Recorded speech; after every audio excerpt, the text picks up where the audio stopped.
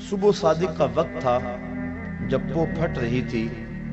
ربیع الاول شریف کی 12 تاریخ تھی۔ 20 اپریل 571 عیسوی تھی جب حضور کے والد حضرت عبداللہ کی وفات بھی ہو چکی تھی۔ آپ اپنی والدہ محترمہ حضرت آمنہ سلام اللہ علیہا کے گھر آپ کی آغوش میں نور بانٹتے ہوئے جلوہ گر ہوئے۔ 3 روز تک دودھ حضرت سیدہ آمنہ سلام اللہ علیہا نے پلایا۔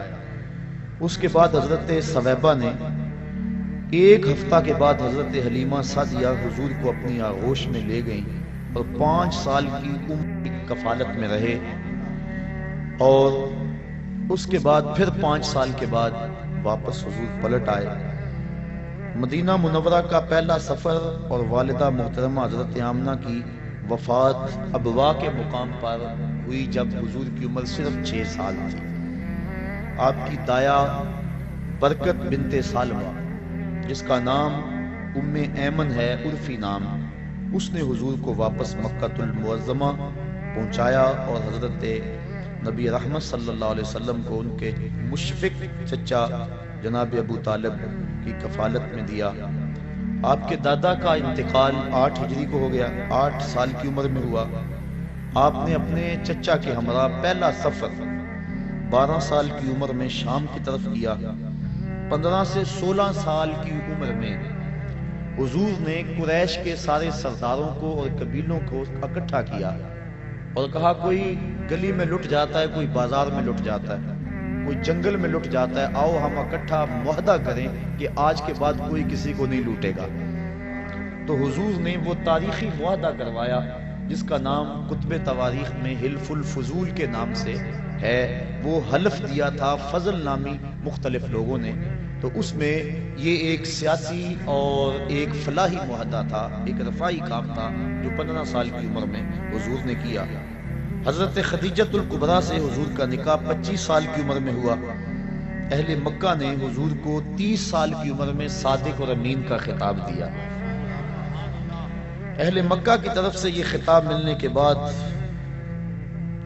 33 سال کی عمر میں حضور علیہ السلام پر غیبی اسرار و رموز کھلنے شروع ہوئے، ان کا ظہور ہونے لگا اور ایسی خوابیں آنے لگی۔ حجر اسود کو کعبہ کی تعمیر کے لیے جب باہر نکالا تو آپ جانتے ہیں کہ اختلاف بن گیا، ہر ایک کی خواہش تھی کہ حجر اسود کعبۃ اللہ میں اٹھا کے نصب کروں، لیکن ایک کوئی بندہ کسی دوسرے کو برداشت بھی نہیں کرتا تھا، تو قبائل آپس میں لڑ پڑتے، لڑائی ہوتی، حالت ایسی ہوتی کہ خون ریزی ہوتی حرم میں۔ تو حضور نے فیصلہ کیا اور چادر میں ڈال کر حجر اسود کو کہا سارے سردار کو انہیں پکڑ لو اور میں اٹھا کے رکھ دیتا ہوں تاکہ سعادت سے کوئی بھی محروم نہ رہے۔ یہ اس وقت ہوا جب حضور علیہ السلام کی عمر 35 سال تھی۔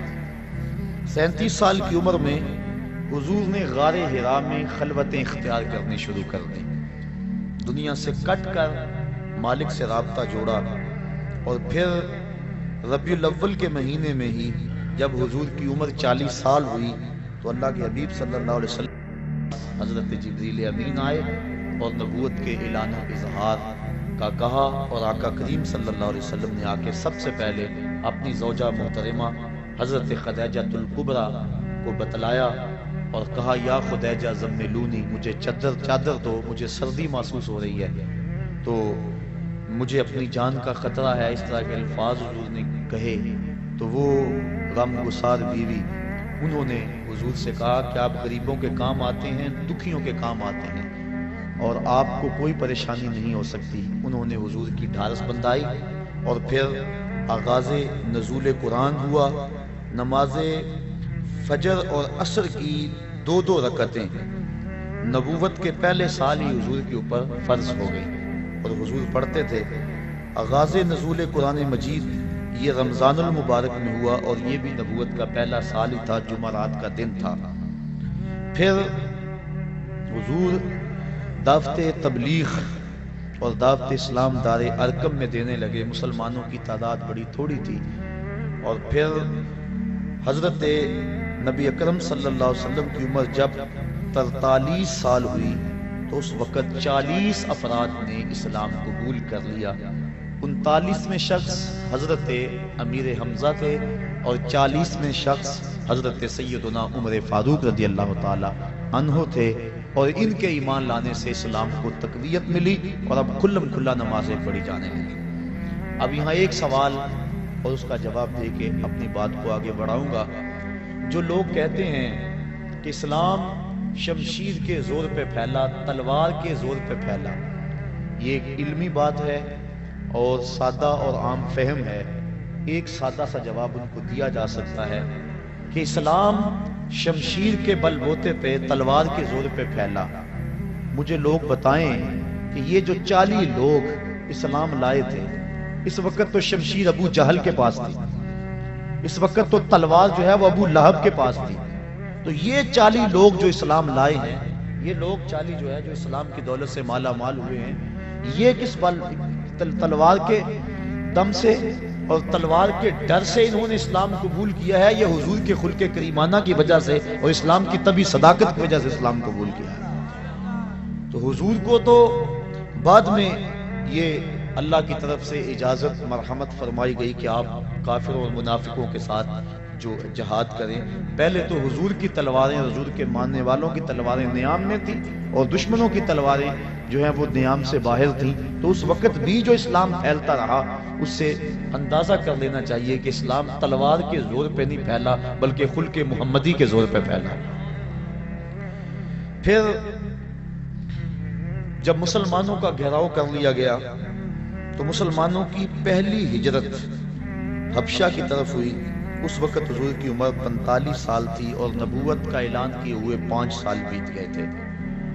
حضور کی عمر جب 47 سال ہوئی تو اس وقت کفار نے حضور کا بائیکاٹ کر دیا، سماجی بائیکاٹ کر دیا، اور شاب ابی طالب میں حضور 3 سال تک اپنے غلاموں کے ساتھ وہاں رہے۔ جس چمڑے پہ لکھ کے وہ معاہدہ کعبے کی دیوار کے ساتھ لٹکایا گیا تھا، اس چمڑے کو دیمک چاٹ گئی اور وہ خود گر گیا، اور پھر جو ہے حضور علیہ الصلوۃ والسلام دوبارہ مکہ المکرمہ میں آئے۔ یہ حضور کی طرف سے، حضور کے لیے اللہ تعالیٰ کی اعانت تھی۔ اور پھر نبوت کے 50ویں عمر کے 50ویں سال اور نبوت کے 10ویں سال حضور کے چچا اور حضور کی زوجہ محترمہ حضرت خدیجہ الکبریٰ انتقال کر گئی۔ یہ دونوں حضور علیہ الصلوۃ والسلام سے بے پناہ محبت کرنے والی ہستیاں تھیں، اور حضور کو ان دونوں کا بڑا آسرا اور سہارا تھا۔ جس سال یہ دونوں ہستیاں انتقال کر گئیں، اس سال کو حضور نے عام الحزن، دکھوں کا اور غموں کا سال قرار دیا۔ حضرت خدیجہ الکبریٰ رضی اللہ تعالی عنہا کا جب وقت آخر آیا تو انہوں نے اپنی بیٹی حضرت فاطمہ کو حضور کے پاس بھیجا اور کہا کہ جاؤ اپنے باپ سے کہو کہ مجھے چادر رحمت عطا کر دیں۔ حضرت فاطمہ الزہرا رضی اللہ تعالیٰ عنہ حاضر ہوئی۔ حضور نے کہا بیٹا اپنی ماں سے پوچھو یہ چادر کس لیے مانگ رہی ہیں۔ تو حضرت فاطمہ الزہرا پوچھنے کے لیے آئی، حضور بھی پیچھے آ گئے۔ تو حضرت خدیجہ نے عرض کی کہ حضور میرا وقت آخر ہے اور مجھے پتہ ہے کہ اب میں اللہ کے حضور جانے والی ہوں، میری خواہش ہے آپ مجھے یہ چادر دے دیں اور بعد انتقال اس چادر سے مجھے کفن دیا جائے۔ اب سنیے حضور کے لفظ۔ میں پرسوں ایک جگہ پہ گیا تو بڑا سا بینر لگا ہوا تھا، نہ کم نہ حاوی، عورت کے حقوق مساوی۔ آج عورت اپنے حقوق کی جنگ ابھی تک لڑ رہی ہے اور وہ برقعے کو اپنے لیے قید خانہ سمجھتی ہے۔ اسے نہیں پتا کہ مصطفیٰ نے عورت کو آبرو دی ہے۔ آج بھی نبی کا دین جہاں نہیں پہنچا، وہ بیوی کو پاؤں کا جوتا خیال کرتے ہیں، اور مغرب جس کے پیچھے ہم دوڑتے ہیں وہ بیوی کو کتیا کہہ کے پکارتے ہیں۔ اور آج وہ اپنے حقوق کی جنگ لڑ رہی ہے اور برقعے کو قید خانہ سمجھتی ہے۔ اسے نہیں پتا اس برقعے کا ایک ایک تار اس کی آبرو کا محافظ ہے۔ شاید اگر اسے اس بات سے علم ہو کہ افلاطون تو عورت کو انسان ماننے کے لیے تیار نہیں، یہ مصطفیٰ ہیں جس نے عورت کو آبرو بخشی اور عورت کو عزت عطا فرمائی۔ اب سنیے حضور کے لفظ۔ جب حضرت فاطمہ الزہرا نے آ کے عرض کی کہ حضور میرے باپ میری والدہ ماجدہ چادر مانگ رہی ہیں، تو آقا کریم صلی اللہ علیہ وآلہ وسلم گئے اور انہوں نے کہا حضور میں اس لیے مانگ رہی ہوں کہ میرا وقت آخر ہے، تو آقا کریم کی آنکھیں چھلکی اور پھر فرمایا اے خدیجہ تو نے تو چادر مانگی ہے، لو اردت جلدی لا آتیتو کے، اگر تو میری جلد بھی مانگ لیتی تو میں وہ بھی پیش کر دیتا۔ تو اس وقت حضور کی عمر 50 سال تھی۔ حضرت خدیجۃ الکبریٰ کے انتقال کے بعد حضور کی عمر جب 52 سال ہوئی تو 27 رجب کو 12 نبوت کو واقعہ معراج ہوا۔ پہلے 2 نمازیں فرض تھی، اب 3 نمازیں اور ساتھ شامل ہو گئیں، اور کل حضور پر جو ہیں وہ 5 نمازیں فرض ہوئیں۔ لیکن حضور کی ذات پر 6 نمازیں فرض تھی، تہجد بھی حضور پر فرض تھی، لیکن پڑھتے حضور 8 تھے، اس کے علاوہ نوافل کی ادائیگی بھی حضور کرتے تھے۔ امت پہ پہلے 50 نمازیں فرض ہوئی تھی، لیکن حضرت موسیٰ علیہ السلام کی درمیان میں جو مداخلت ہوئی اس کی وجہ سے 5 نمازیں رہ گئی۔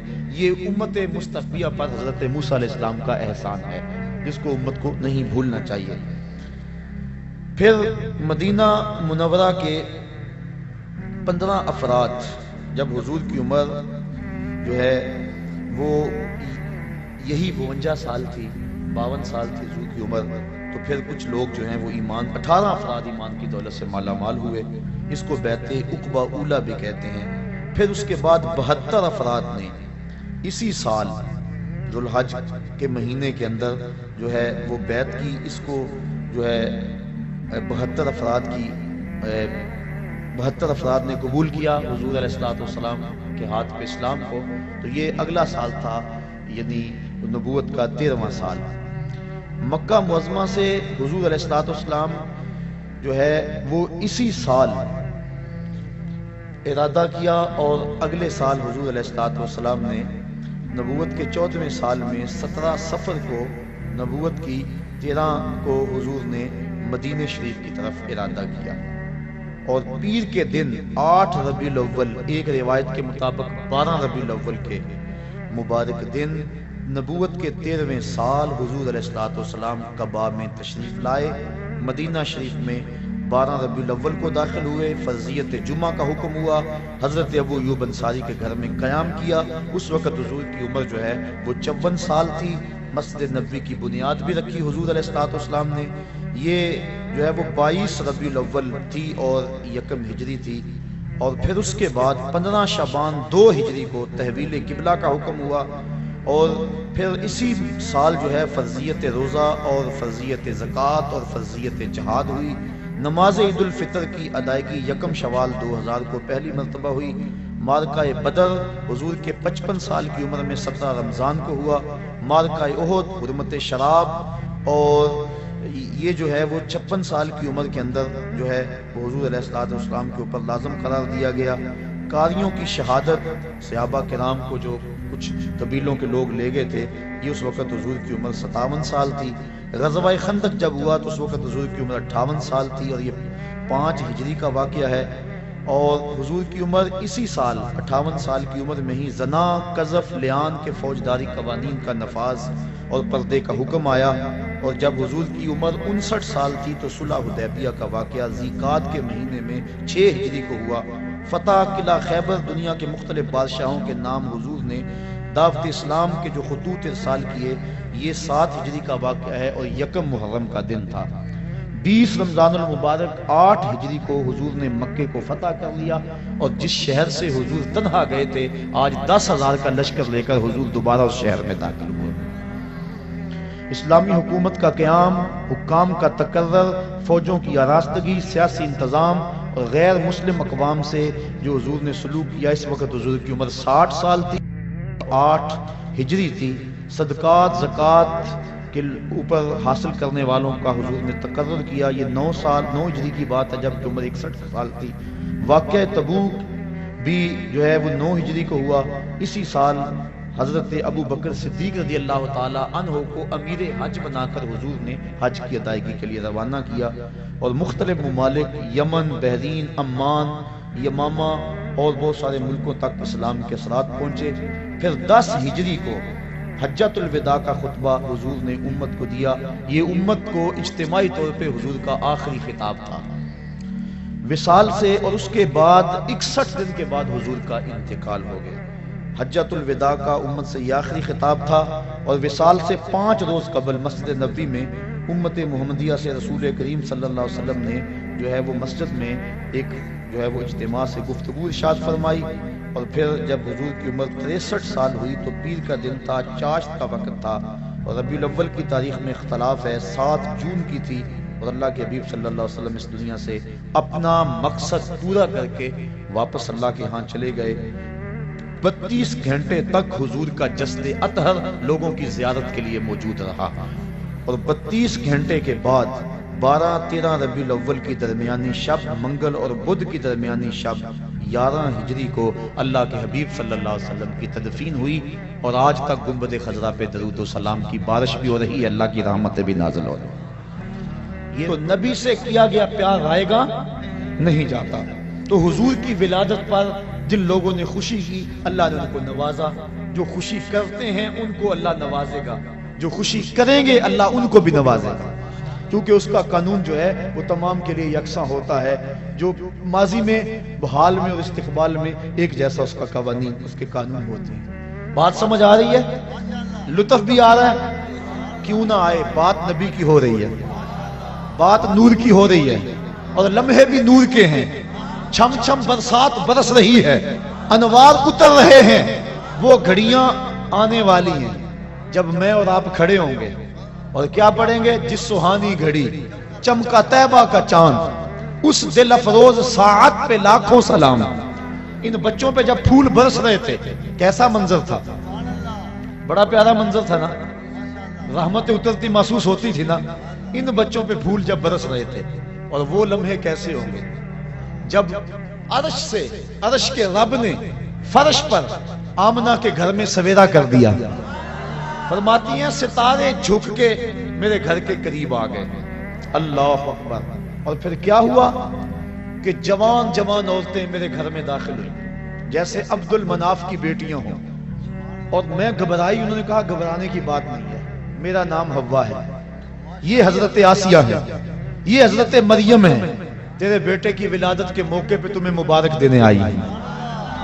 کہتی ہیں پھر اس کے بعد ایک دودھ جیسا سفید اور برف جیسا ٹھنڈا مشروب مجھے پلایا گیا، پھر اس کے بعد مجھے پتا نہیں کیا ہوا، جب میری آنکھ کھلی تو میری گود میں ایک بچہ مسکرا رہا تھا، اس کے چہرے سے نور کی لاٹیں نکل رہی تھی، ایسا میں نے دیکھا ہی نہیں تھا کبھی۔ سکھ نے شاعری شہر یار اپنی جگہ، نعت کہنے کو احمد رضا چاہیے، سا جمال۔ حضرت آمنہ فرماتی ہیں جب میں نے دیکھا تو میری گود میں ایک خوبصورت بچہ تھا، اس کا چہرہ چمک رہا تھا، اذا سرّ استنار وجہہ، حضور علیہ السلام جب مسکراتے تھے چہرے کی لکیروں سے نور نکلتا تھا۔ پھر کیا ہوا؟ پیدا ہوتے ہی اس بچے نے اپنے دونوں ہاتھ زمین پہ رکھ دیے اور سارا آسمان کی طرف اٹھایا، اللہ اکبر، اور پھر مٹی کی مٹھی ہاتھ میں بھری، ایک دن کا بچہ ہے لوگوں، ایک دن کا بچہ ہے، نہیں بات کچھ اور ہے، یہ ولادت ہو رہی ہے، خلقت کو بڑی پہلے کی ہو چکی ہے۔ آتے ہی مٹھی خاک کی بھری، دیکھا آسمان کی طرف، علماء کہتے ہیں مٹھی اس لیے بھری، لوگوں کو بتایا دیکھو لوگوں یہ زمین ہے، آج کے بعد اس پہ محمد کا قبضہ ہے، اللہ، اور آواز اٹھ رہی تھی ساتھ، بخن بخن قبض محمد علی جمیع الارض، مبارک ہو مبارک ہو، ہر زمین پہ مصطفیٰ کا قبضہ ہو گیا۔ مشرق والے جانور پرندے مغرب کو دوڑ پڑے، اور مغرب والے مشرق کو دوڑ پڑے، اور ایک دوسرے کو جب ملتے ہیں تو مبارک دیتے ہیں اور کہتے ہیں مبارک ہو مصطفیٰ آ گئے۔ یار پرندے دوڑیں اور مبارکیں دیں تو ہم نہ دیں، ہم نہ جھومیں، ہم نہ اظہار محبت کریں، اللہ اکبر۔ شرق کے پرندے غرب کو دوڑ پڑے اور غرب کے پرندے شرق کو دوڑ پڑے، اور آپس میں ملتے ہیں اور کہتے ہیں مبارک ہو مبارک ہو، وہ آ گیا جس کے آنے کا انتظار تھا، وہ جس کے ذکر پر داؤد نے نغمہ سرائی کی، وہ جس کے نام پر شاہ سلیمان نے گدائی کی، دل یحییٰ میں رہ گئے ارماں جس کی زیارت کے، لب عیسیٰ پہ آئے باز جس کی شان رحمت کے، جو بن کے روشنی پھر دیدہ یعقوب میں آیا، جسے یوسف نے اپنے حسن کی نئے رنگ میں پایا، ندانم ماں گلے خنداں چے رنگو بودارت، کہ مرغے ہر چمن آرزوئے او دارت. اللہ اکبر. اللہ کے حبیب صلی اللہ علیہ وآلہ وسلم زمین پہ مٹھی بھری اور حضور علیہ السلام اس وقت جو گفتگو کی اللہ اکبر کبیرہ، یہ لفظ بھی کتب میں آتے ہیں اور کتب میں یہ لفظ بھی آتے ہیں. کہا رب ہب لی امتی، اے اللہ میری امت کا معاملہ میرے ہاتھ میں دے دے. اللہ اکبر. میری امت کا معاملہ میرے لے کے پہلو میں غم امت نادار آئے. امتی امتی کہتے ہوئے سرکار آئے. حضور امتی امتی کہتے ہوئے آئے، ساری زندگی امتی امتی پکارا. غار پھر جس سال حضور آئے نا، اس سال کا عربوں نے نام رکھا. یہ میں نے ابھی بتایا ہے کہ جس سال حضرت خدیجۃ الکبریٰ اور حضرت نبی رحمت کے شفیق چچا انتقال کر گئے، اس سال کا نام حضور نے عام الحزن رکھا، کیونکہ ہجری کا آغاز حضرت عمر فاروق کے دور میں ہوا تھا. پہلے سالوں کے نام رکھتے تھے. اب جس سال حضور پیدا ہوئے اس کا ایک نام ہے عام الفیل، لیکن اس کا ایک اور نام رکھا عربوں نے. کیا نام رکھا؟ سنۃ الفرح والابتہاج. اس کا معنی ہے خوشیوں اور چاؤں کا سال. کیا نام ہے؟ خوشیوں اور چاؤں کا سال. کیوں رکھا یہ نام؟ اس لیے انہیں تو نہیں پتا تھا کہ حضور آئے. حضور کی ولادت کا تو پتا تھا، لیکن یہ نہیں پتا کہ یہ نبی ہیں. اور جنہوں نے رکھا وہ امتی نہیں تھے، ماننے والے نہیں تھے. پھر کیوں رکھا انہوں نے اس نام کا؟ اگر میں کہوں آج چاہ کا دن ہے، خوشی کا دن ہے، تو یہ ہے کیونکہ میں آقا کو مانتا ہوں. پر اگر پتہ ہی نہ ہو کوئی کہے تو پھر وجہ کوئی اور ہوگی. تو انہوں نے اس سال کا نام رکھا سنۃ الفرح والابتہاج. علماء کہتے ہیں کیوں رکھا؟ اس لیے رکھا کہ درختوں پہ پھل زیادہ آیا. جس سال حضور پیدا ہوئے چشموں کا پانی بڑھ گیا، چراگاہیں سرسبز ہو گئی، جانوروں کا دودھ بڑھ گیا. عرب کے لوگ بیٹیوں کو قتل کرتے تھے، لیکن جس سال حضور کی ولادت ہوئی ہر گھر میں بیٹا پیدا ہوا. آج بھی جس شخص کے ہاں اولاد نرینہ نہ ہوتی ہو، علماء کہتے ہیں خلوص نیت سے کہے اے اللہ مجھے بیٹا دے دے، میں تیرے رسول کا میلاد کرواؤں گا، اللہ بیٹا ہی عطا فرمائے گا. نیت اس کی خالص ہو. اللہ اکبر. تو ہر گھر میں بیٹے پیدا ہوئے، جہاں بھی پیدائش ہوئی بیٹے ہی پیدا ہوئے. تو اس سال ہر گھر میں خوشی تھی، غم قریب نہیں آیا. اس لیے نام رکھا سنۃ الفرح والابتہاج. یہ خوشیوں اور چاؤں کا سال ہے. ناگہاں ساکن ہواؤں پہ روانی آ گئی. ناگہاں ساکن ہواؤں پہ روانی آ گئی اور چمن کے پتے پتے پر جوانی آ گئی. آج زانوئے ازل نے صبح پہ انگڑائی لی اور مسکرا کر ایک کرن نے ہاتھ میں شہنائی لی. مخزن اسرار قدرت کے امی پیدا ہوئے، غل ہوا دنیا میں ختم المرسلی پیدا ہوئے. محمد مصطفیٰ آئے، بہاروں پر بہار آئی، زمین کو چومنے جنت کی خوشبو بار بار آئی. گلی گلی روشن ہو گئے، ہر گھر میں اجالا ہو گیا. وہ کہانی لمبی ہے اگر میں چھیڑ دوں کہ حضرت حلیمہ سعدیہ کیسے آئی اور پھر حضور نے وہ سبز کپڑا کیسے ہٹایا اور نور کی لاٹ آسمان تک کیسے گئی اور پھر لال کو پکڑ کے گود سے کیسے لگایا اور پھر حلیمہ کی بیٹی شیمہ حضور کو لوریاں کیا دیا کرتی تھی. وہ ایک لمبی کہانی ہو جائے گی. میں تیسری بات بھی عرض کرنی ہے. تو پہلا مقصد، پہلی چیز تخلیق مصطفیٰ، اور وہ کب ہوئی؟ جب وقت کا تعین اور تشخص نہیں تھا. دوسری ولادت مصطفیٰ، اور ولادت 12 ربیع الاول کی سہانی گھڑی جب صبح صادق طلوع ہو رہی تھی. دن اور رات کے سنگم میں حضور پیدا ہوئے، کیونکہ رات کی خواہش تھی حضور میرے دامن میں آئیں اور دن کی آرزو تھی کہ میرے دامن میں آئیں. اور اگر رات کو آ جاتے دن محروم رہتا تھا، دن کو آتے رات محروم رہتی. تو حضور تو رحمت للعالمین ہے، اس لیے دن آ رہا تھا، رات جا رہی تھی. جہاں دونوں کا ملاپ ہو رہا تھا وہاں مصطفیٰ جلوہ گر ہو گئے.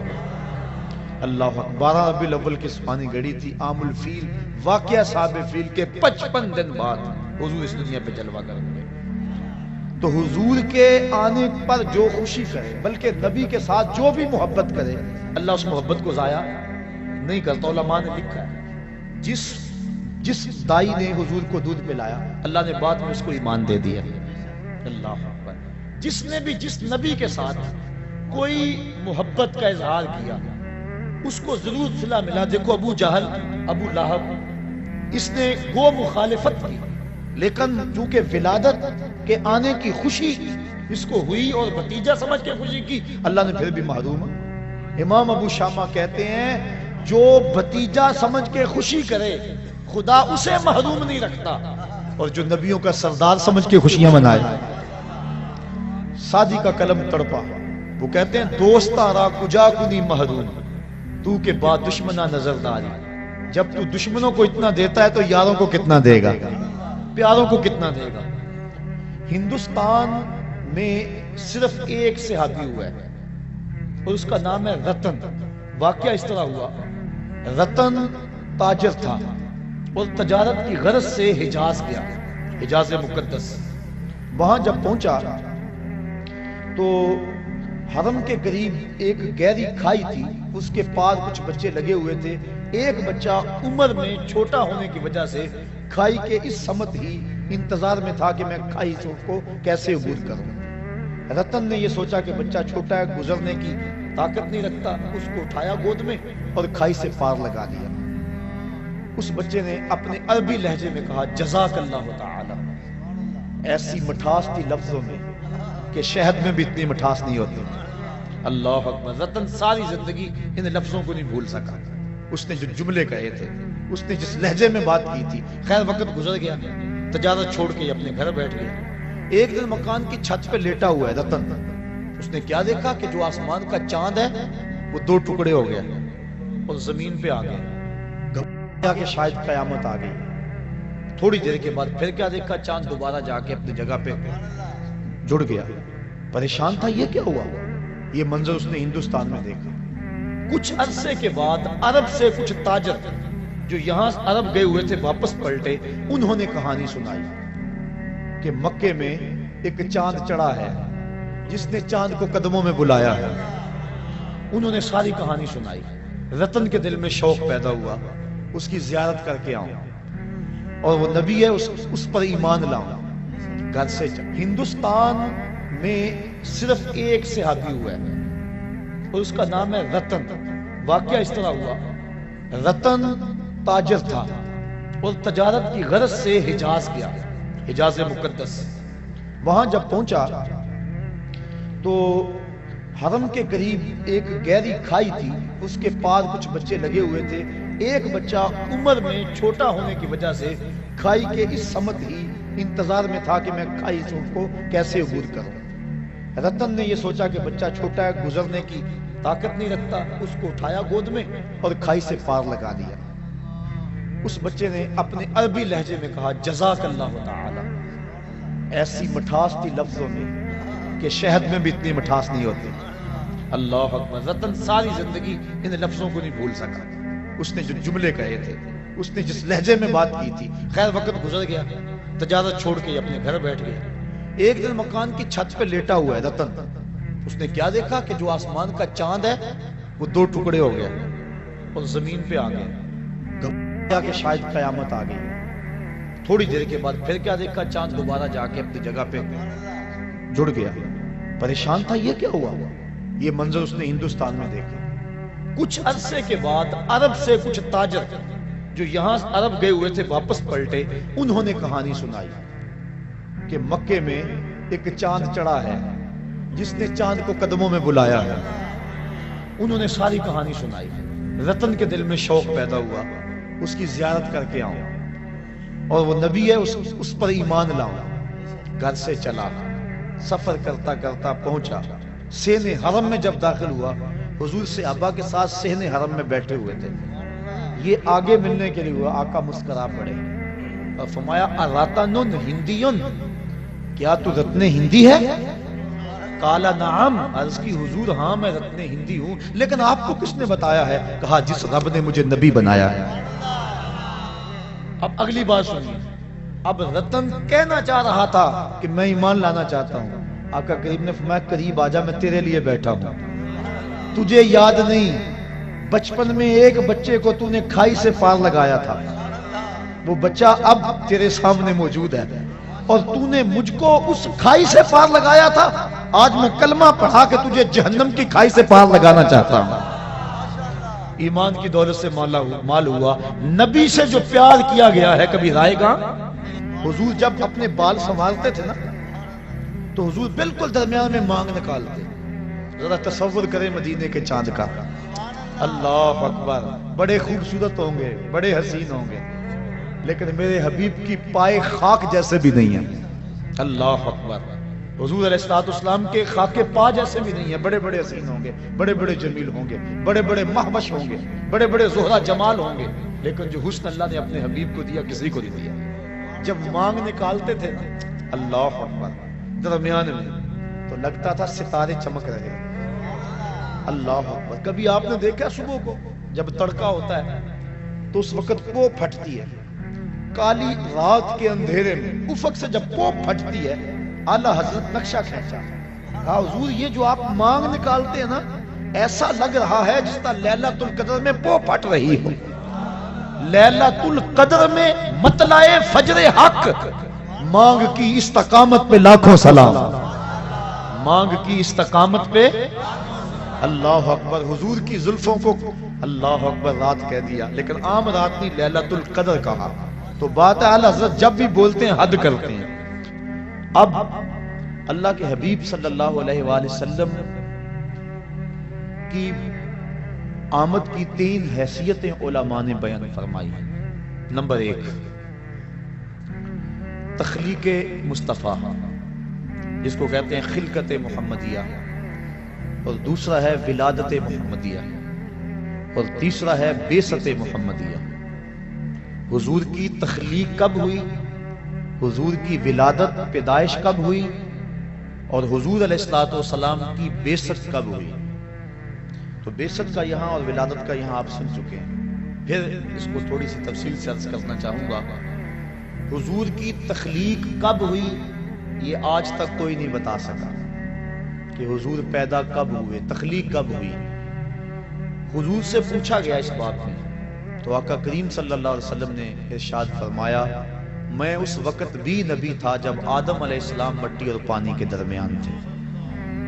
یہ نہیں بتایا کہ میں نبی کب بنا ہوں اور میری تخلیق کب ہوئی ہے۔ اور دوسرا فرمایا، اول ما خلق اللہ نوری، اللہ نے سب سے پہلے میرے نور کو پیدا فرمایا ہے۔ اس کائنات میں سب سے پہلی چیز جو تخلیق کی گئی، مخلوق اول، اللہ کی ذات مخلوق نہیں ہے، وہ خالق ہے، اس کو کسی نے پیدا نہیں کیا، تخلیق نہیں کیا، کسی نے بنایا نہیں، اور اس پر کبھی بھی ایسا وقت نہیں آیا کہ وہ نہ ہو، وہ ازلی ہے، ابدی ہے۔ تو کائنات تخلیق گئی، ماں سے اللہ جو کچھ ہے اس کو خلق کیا گیا، تخلیق کیا گیا۔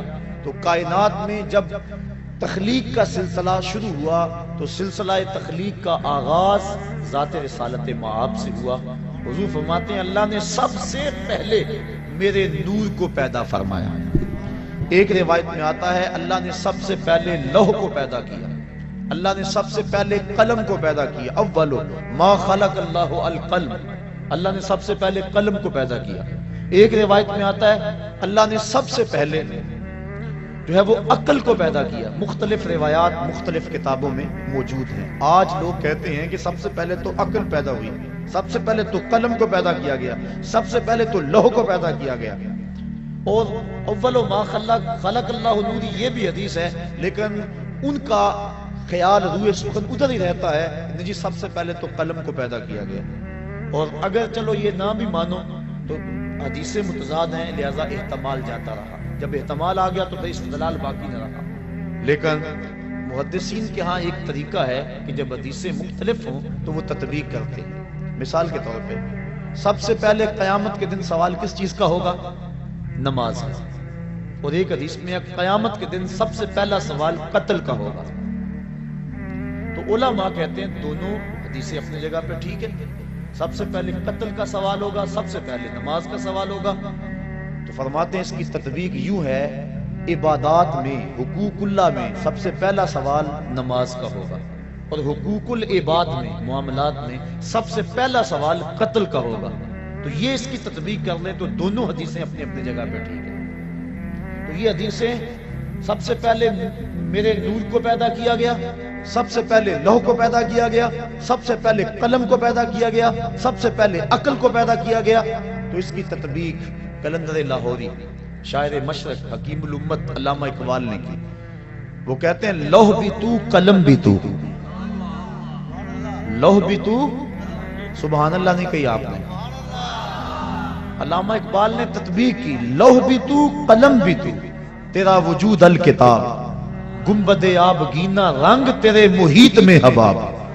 حضور لوح بھی تمہارا نام ہے، قلم بھی تمہارا ہی نام ہے۔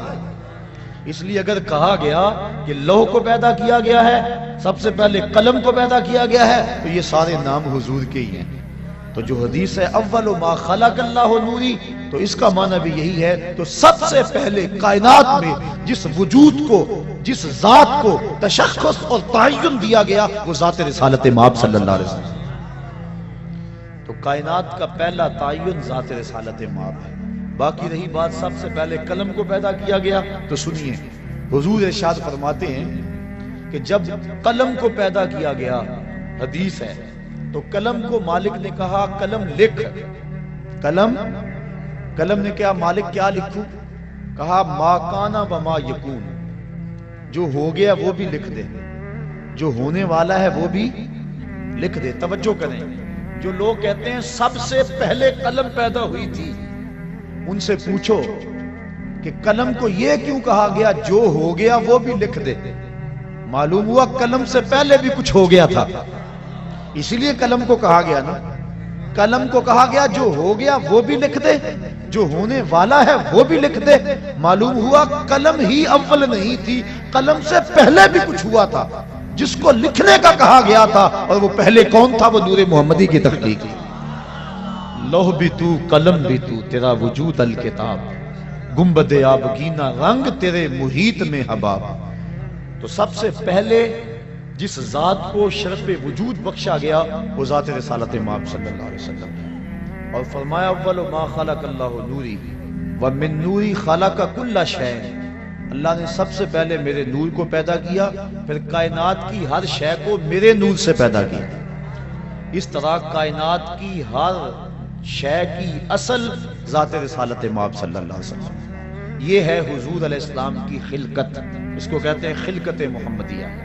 سب سے پہلے پیدا تخلیق حضور کیے گئے، کب ہوئے؟ چونکہ وقت بنتا ہے لیل و نہار کی گردش سے، اور لیل و نہار دن اور رات بنتے ہیں چاند اور سورج کی وجہ سے۔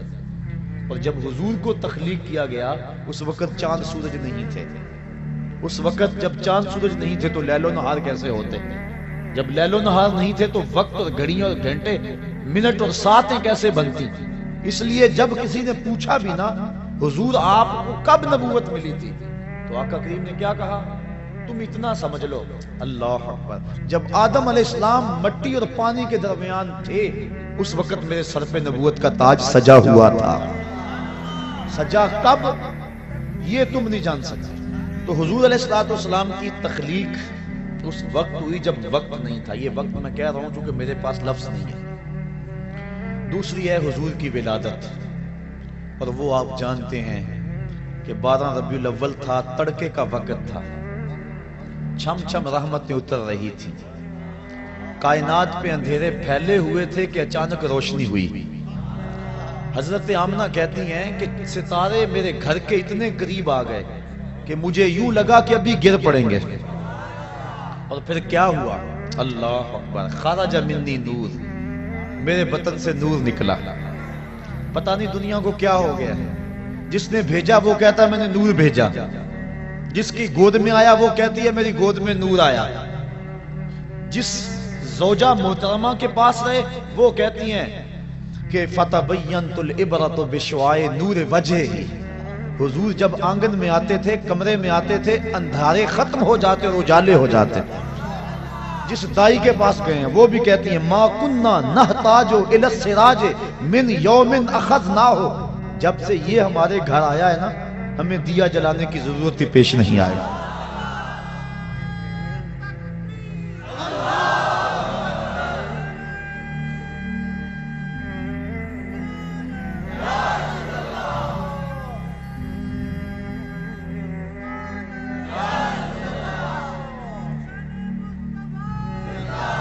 قاضی ثناء اللہ پانی پتی تفسیر مظہری میں لکھتے ہیں کہ حضرت حلیمہ سعدیہ سے باقاعدہ عورتیں پوچھنے آئیں کہ تو اتنی امیر ہو گئی ہے.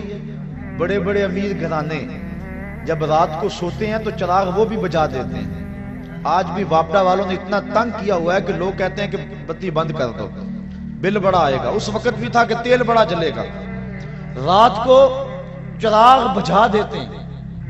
اتنے جو بڑے بڑے امیر کبیر لوگ ہیں، تو کتنی امیر ہوگی ہے، تیرا چراغ رات کو بھی جلتا رہتا ہے. تو حلیمہ سعدیہ نے کیا کہا؟ ہاں میں امیر ہو گئی ہوں. ہاں میں، جس کے پاس محمد ہو وہ غریب نہیں ہوتا، وہ امیر ہوتا ہے. تم امیر ہو، میں امیر ہوں، مسلمان امیر ہیں، ان کے پاس کچھ بھی نہ ہو پھر بھی امیر ہیں. یہ تو قیامت کے دن پتہ چلے گا غریب کون تھا اور امیر کون تھا. اللہ اکبر. کہا تو بڑی امیر ہو گئی ہے؟ کہا ہاں. اللہ اکبر. بھاگ جاگ پڑے نا حلیمہ سعدیہ کے. حلیمہ دا چھپر کھجوری دے تھلے، حلیمہ دا چھپر کھجوری دے تھلے، حوراں وچھالے نوری مسلے، فرش تو عرش تک پہ گئی دہائی، حلیمہ نے لٹ لی خدا دی خدائی. ہر طرف شور ہے، وہ سارا دن تو صحراؤں میں گھوم لیتی تھی، اسے جب بھوک لگتی تھی لبوں کو چوم لیتی تھی. مقدر جاگ گئے، بخت جاگ گئے، مقدر سمر گئے. وہ کہتی ہیں ما کننا نحتاج الی السراج من یوم اخذناہ. جب سے یہ گھر میں آیا ہے نا، ہم نے دیا ہی نہیں جلایا، ہم نے توڑ دیا ہے دیا، ہم نے بتیاں توڑ دی ہیں، ہم تیل کبھی دکان سے نہیں لینے گئے. جب سے یہ گھر آیا ہے گھر میں روشنی آ گئی ہے، گھر میں اجالے آ گئے ہیں. رات جو تمہیں میرے گھر سے نکلتا ہوا نور نظر آتا ہے وہ کسی دیے کی روشنی نہیں ہے، وہ سراج المنیر کی روشنی ہے. اور کسی کمرے میں اندھیرا ہوتا، وہاں کوئی چیز ڈھونڈنی ہوتی تو وہ حضور کو ہاتھ میں اٹھا کر اس کمرے میں لے جاتے. یہ قصے کہانیاں نہیں ہیں، یہ محض خوش اعتقادی نہیں ہے، یہ حقیقت ہے. حضرت ام المومنین کہتی ہیں اللہ اکبر. صحابہ بھی کہہ رہے ہیں، ابھی آپ سن رہے تھے روایت، کل قمر لیلۃ البدر لم ارا قبلہ ولا بعدہ مثلہ. کوئی کہہ رہا ہے، کوئی یوں بول رہا ہے کہ وہ تو نور ہیں یستضاء بہ مہند، جس سے پورا زمانہ چمک رہا ہے. ماں کہتی ہے میری گود میں نور آیا، بیوی کہتی ہے میرے حجرے میں نور آتا تھا. صحابی کیا کہہ رہا ہے؟ کل قمر نور تھا. ہاں ہاں صحابی بھی کہہ رہا ہے نور ہے، اہلیہ بھی کہہ رہی ہے نور ہے، ماں بھی کہہ رہی ہے نور ہے، خدا بھی کہہ رہا ہے قد جاءکم من اللہ نور. خدا کہتا ہے میں نور بنا کے بھیجا، نبی کہتا ہے میں نور بن کے آیا، ماں کہتی ہے میری گود میں نور آیا، دائی کہتی ہے میرے ویڑے میں نور کھیلتا رہا، زوجہ کہتی ہے میرے حجرے میں نور رہتا تھا، صحابہ کہتے ہیں مدینے کی گلیوں میں نور چلتا تھا. اور اگر کوئی کہ مجھے نظر نہیں آیا 1400 سال بعد کہے، اسے کہا جائے گا بے وقوف تیری کون مانے، نبی کی ماں کی مانیں گے، نبی کی زوجہ کی مانیں گے، نبی کے گھر والوں کی مانیں گے، صحابہ کی مانیں گے، مصطفیٰ کی مانیں گے، یا پھر خدا کی مانیں گے. اگر کوئی ان کے مطابق کہے تو اس کی مان لیں گے. اور جو کہا نبی کی ماں نے، جو کہا نبی کی زوجہ نے، جو کہا صحابہ نے، جو کہا خود خدا نے، اور جو کہا مصطفیٰ نے، اب اس کو نظم کیا بریلی کے شاہ نے. اور انہوں نے کہا تیری نسل پاک میں ہے بچہ بچہ نور کا، تیری نسل پاک میں ہے بچہ بچہ نور کا، تو ہے عین نور تیرا سب گھرانہ نور کا، تو ہے عین نور تیرا سب. اللہ اکبر. ہر سمتی نور ہی نور ہے، گھر میں بھی نور، باہر میں بھی نور. انگلی اٹھائیں تو چاند رقص کرتا ہے. کوئی لاؤ تو صحیح. پتہ نہیں تم نے کس کو دیکھا ہے. خطیب الاسلام علیہ رحمہ فرمایا کرتے تھے تم نے حلیمہ کی بکریوں سے پیچھے پیچھے تو دیکھا ہے، سدرہ پر جبریل سے آگے آگے کیوں نہیں دیکھا؟ ارے ناداں، تو نے مطلق کو مقید کر دیا. تو نے یوسف کو کنویں میں دیکھا تو کیا دیکھا؟ اقبال علیہ رحمہ کہہ رہے ہیں تو نے یوسف کو کنویں میں دیکھا تو کیا دیکھا؟ ارے ناداں، جو مطلق تھا مقید کر دیا تو نے یوسف کو کنان کے کنویں میں تو دیکھا ہے، مصر کے تخت پہ کیوں نہیں دیکھا؟ تو نے مکے کی گلیوں میں چلتا تو دیکھا ہے، سدرہ کی روشوں پہ چلتا کیوں نہیں دیکھا؟ تو نے کھانا کھاتے تو دیکھا ہے، لیکن کئی کئی دن بغیر کھانے کے مصطفیٰ کو گزارا کرتے کیوں نہیں دیکھا؟ تو نے نکاح کرتے تو دیکھا ہے، لیکن مالک کے قرب ناز میں ایسا تجرد پیدا ہوتا ہے کہ جبریل بھی پیچھے رہ جاتے ہیں. کوئی فلک تے رہ یار گیا، کوئی جا سدرا تے ہار گیا، کوئی لاؤ تو صحیح ایسا. زمانہ ڈھونڈے ثانی تو بڑی چیز ہے، سایہ نہ ملے گا. ایسا ہے ہی کوئی نہیں، کسی ماں نے جنم ہی نہیں دیا. حسان بن ثابت فرماتے ہیں دیکھتا کیسا، کیسے دیکھتی میری آنکھ، ایسا تو پیارا کسی نے جنم ہی نہیں دیا. کسی ماں نے جنا ہی نہیں ہے. خدا نے وہ سچائی پن چھڑے ہے جدے وچ محمد نو ٹالیا سی. اللہ اکبر. آمنہ کا گھر روشن ہو گیا. بات سمجھ آ رہی ہے؟ لطف بھی آ رہا ہے؟ کیوں نہ آئے، بات نبی کی ہو رہی ہے، بات نور کی ہو رہی ہے، اور لمحے بھی نور کے ہیں. چھم چھم برسات برس رہی ہے، انوار اتر رہے ہیں. وہ گھڑیاں آنے والی ہیں جب میں اور آپ کھڑے ہوں گے اور کیا پڑھیں گے؟ جس سہانی گھڑی چمکا طیبہ کا چاند، اس دل افروز ساعت پہ لاکھوں سلام. ان بچوں پہ جب پھول برس رہے تھے کیسا منظر تھا؟ بڑا پیارا منظر تھا نا، رحمت اترتی محسوس ہوتی تھی نا. ان بچوں پہ پھول جب برس رہے تھے، اور وہ لمحے کیسے ہوں گے جب عرش کے رب نے فرش پر آمنہ کے گھر میں سویرا کر دیا.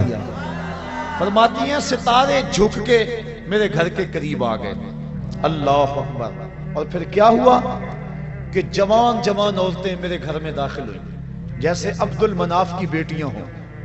اور میں گھبرائی. انہوں نے کہا گھبرانے کی بات نہیں ہے، میرا نام حوا ہے، یہ حضرت آسیہ ہے، یہ حضرت مریم ہے، تیرے بیٹے کی ولادت کے موقع پہ تمہیں مبارک دینے آئی ہے. کہتی ہیں پھر اس کے بعد ایک دودھ جیسا سفید اور برف جیسا ٹھنڈا مشروب مجھے پلایا گیا. پھر اس کے بعد مجھے پتہ نہیں کیا ہوا، جب میری آنکھ کھلی تو میری گود میں ایک بچہ مسکرا رہا تھا. اس کے چہرے سے نور کی لاٹیں نکل رہی تھی. ایسا میں نے دیکھا ہی نہیں تھا کبھی. مکھ چند بدر شاہ شانی ہے. ذرا ذوق لے لو اس پہ. حد کر دی گولڑے کے تاجدار نے. اللہ جی یہ آمنہ دیکھ رہی ہیں. مکھ چند بدر شاہ شانی ہے، متھے چمک دی لاٹ نورانی ہے، کالی زلف تے اکھ مستانی ہے، مخمور اکھی ہن مد بھریاں. ایسا دیکھا ہی نہیں. میں پھر وہی کہہ دوں جو روز کہتا ہوں، تو اجے میرا یار نہیں ڈٹھا. ہاں میں بار بار یہی کہتا ہوں. مجھے بڑا لطف آتا ہے ان لفظوں میں. اور لڑائی بھی اس لیے ہو رہی ہے کہ لوگوں نے دیکھا ہی نہیں. دیکھ لیتے جھگڑا نہ کرتے، جانے مارتے. لوگ اس لیے بحث کر رہے ہیں کہ انہوں نے دیکھا. جنہوں نے دیکھا ہے وہ تو سبحان اللہ کہہ رہے ہیں. اللہ تو اجے میرا یار نہیں ڈٹھا. جنہوں ویکھ کے چند شرماوے، ادھی راتی دن چڑھ جاوے، جیو رخ تو نقاب اٹھاوے، تے جیو نکلے سیر کرن نو سارا گلشن سیس نواوے، اتے دھرتی لف لف جاوے. جے ہاتھ پھلاں وچ رکھدا ہاتھ پھلاں تو ود جاوے. نین نشیلے مست رسیلے وچ سونا کجل سہاوے. بجلی ڈر دی لشک نہ مارے، متا بے ادبی ہو جاوے. خلق اودے نے مولئی دنیا، کوئی ورلائی جان بچاوے. بچا سکتے ہیں جان؟ آپ بچا سکتے ہیں جان؟ یہ کیوں مستی ہے؟ رات بیت گئی ہے، ٹھنڈ لگ رہی ہے، ٹھنڈی ہوا گزر رہی ہے، لیکن کیا ہو گیا آپ کو؟ ایک آدمی بھی نہیں اٹھ رہا. کیا ہو گیا؟ خلق اودے نے مولئی دنیا. خلق اودے نے. اللہ اکبر. تو اجے میرا یار نہیں ڈٹھا. علم خدا نے اینا دتا، عقلاں وچ نہ آوے. عقل خدا نے اینی دتی، علماں وچ نہ آوے. جے او کھولے پیچ زلف دے اتے راہی راہ پل جاوے. اکھ اگڑے تے انج پیا جاپے جویں میں خانہ کھل جاوے. کیا خوب سجن دیاں اکھیاں نے جویں بھر کے سرائیاں رکھیاں نے. جے او کھولے پیچ زلف دے اتے راہی راہ پل جاوے. اکھ اگڑے تے انج پیا جاپے جویں میں خانہ کھل جاوے. توبہ توبہ حسن سجن دا چال نہ چلی جاوے. آزم ایڈا سونا ماہی سانو کدھرے نظر نہ آوے. اب بریلی کے تاجدار بھی بول اٹھے. بلبلے باغ مدینہ چہکنے لگی. اللہ اکبر. اعلی حضرت کیا بولے؟ باد صبا چلنے لگے. کہا بل بل نے ان کو گل کہا. بل بل نے آغا بلبل کی منتہائی پرواز یہی ہے. اللہ اکبر. اعلیٰ حضرت حد کر گئے اور جب بھی بولتے ہیں حد کر دیتے ہیں. میں کل ہی کہاں بیان کر رہا تھا, بات کوئی بن گئی. اعلیٰ حضرت کا جی چاہا کہ محبوب کی زلفوں کو رات کہوں. ہر شاعر کہتا ہے نا میرے محبوب کی زلفیں رات جیسی ہیں, گٹا جیسی ہیں, اور اس کا چہرہ چاند جیسا ہے, دن جیسا ہے. وہ آپ شیرازی نے کہا بفروغ چہرہ زلفت رہے دل زند ہما شب چے دلاورست دزدے کے بشب چراغ دارد. وہ کہتا ہے چہرے کا چراغ جلا کے دل لوٹ رہا ہے. کیسا بہادر چور ہے کہ رات کو چراغ جلا کے لوٹ رہا ہے. محبوب کے چہرے کو شاعر دن کہتے ہیں, چراغ کہتے ہیں, اور زلفوں کو رات کہتے ہیں. اعلیٰ حضرت کا جی بھی مچلا کہ میں بھی کہوں اپنے محبوب کی زلفوں کو رات. پھر حوصلہ نہ پڑا, کہا نہیں رات بڑی کالی ہوتی ہے, لوگ رات سے ڈرتے ہیں. میں رات نہیں کہتا, لیکن کہا نہیں کہنا بھی ہے, ذوق کہہ رہا ہے, شاعرانہ مزاج کہہ رہا ہے کہو. پھر اعلیٰ حضرت نے کہہ دیا. رات کو بھی میں لیل کہتے ہیں. اعلیٰ حضرت نے بھی رات کہنا چاہا لیکن رات نہ کہہ سکتے. کیا کہا لیلۃ القدر میں مطلع فجر حق. کہا رات نہیں کہتا, لیلۃ القدر کہہ دیتا. کہنا رات ہے لیکن عام رات نہیں کہتا. لیلۃ القدر میں مطلع فجر حق. حضور جب اپنے بال سنوارتے تھے نا تو حضور بالکل درمیان میں مانگ نکالتے. ذرا تصور کریں مدینے کے چاند کا. اللہ اکبر. بڑے خوبصورت ہوں گے, بڑے حسین ہوں گے, لیکن میرے حبیب کی پائے خاک جیسے بھی نہیں ہیں. اللہ اکبر. حضور علیہ السلام کے خاک پا جیسے بھی نہیں ہیں. بڑے بڑے حسین ہوں گے, بڑے بڑے جمیل ہوں گے, بڑے بڑے مہوش ہوں گے, بڑے بڑے زہرہ جمال ہوں گے, لیکن جو حسن اللہ نے اپنے حبیب کو دیا کسی کو نہیں دیا. جب مانگ نکالتے تھے نا اللہ اکبر درمیان میں تو لگتا تھا ستارے چمک رہے. اللہ اکبر. کبھی آپ نے دیکھا صبح کو جب تڑکا ہوتا ہے تو اس وقت وہ پھٹتی ہے کالی رات کے اندھیرے میں, افق سے جب وہ پھٹتی ہے. اعلیٰ حضرت نقشہ کھینچا, کہا حضور یہ جو آپ مانگ نکالتے ہیں نا ایسا لگ رہا ہے جس طرح لیلۃ القدر میں وہ پھٹ رہی ہو. لیلۃ القدر میں مطلع فجر حق. مانگ کی استقامت پہ لاکھوں سلام. مانگ کی استقامت پہ اللہ اکبر. حضور کی زلفوں کو اللہ اکبر رات کہہ دیا, لیکن عام رات نہیں, لیلۃ القدر کہا. تو بات ہے اعلیٰ حضرت جب بھی بولتے ہیں حد کرتے ہیں. سکھ نے شاعری شہر یار اپنی جگہ, نعت کہنے کو احمد رضا چاہیے. اعلیٰ حضرت بولے بل بل نے گل ان کو کہا, کمری نے سروے. بات آپ بھولے نہیں کہاں سے بات چل رہی ہے, جب حضرت آمنہ کی پہلی نظر رخ محبوب پہ پڑی.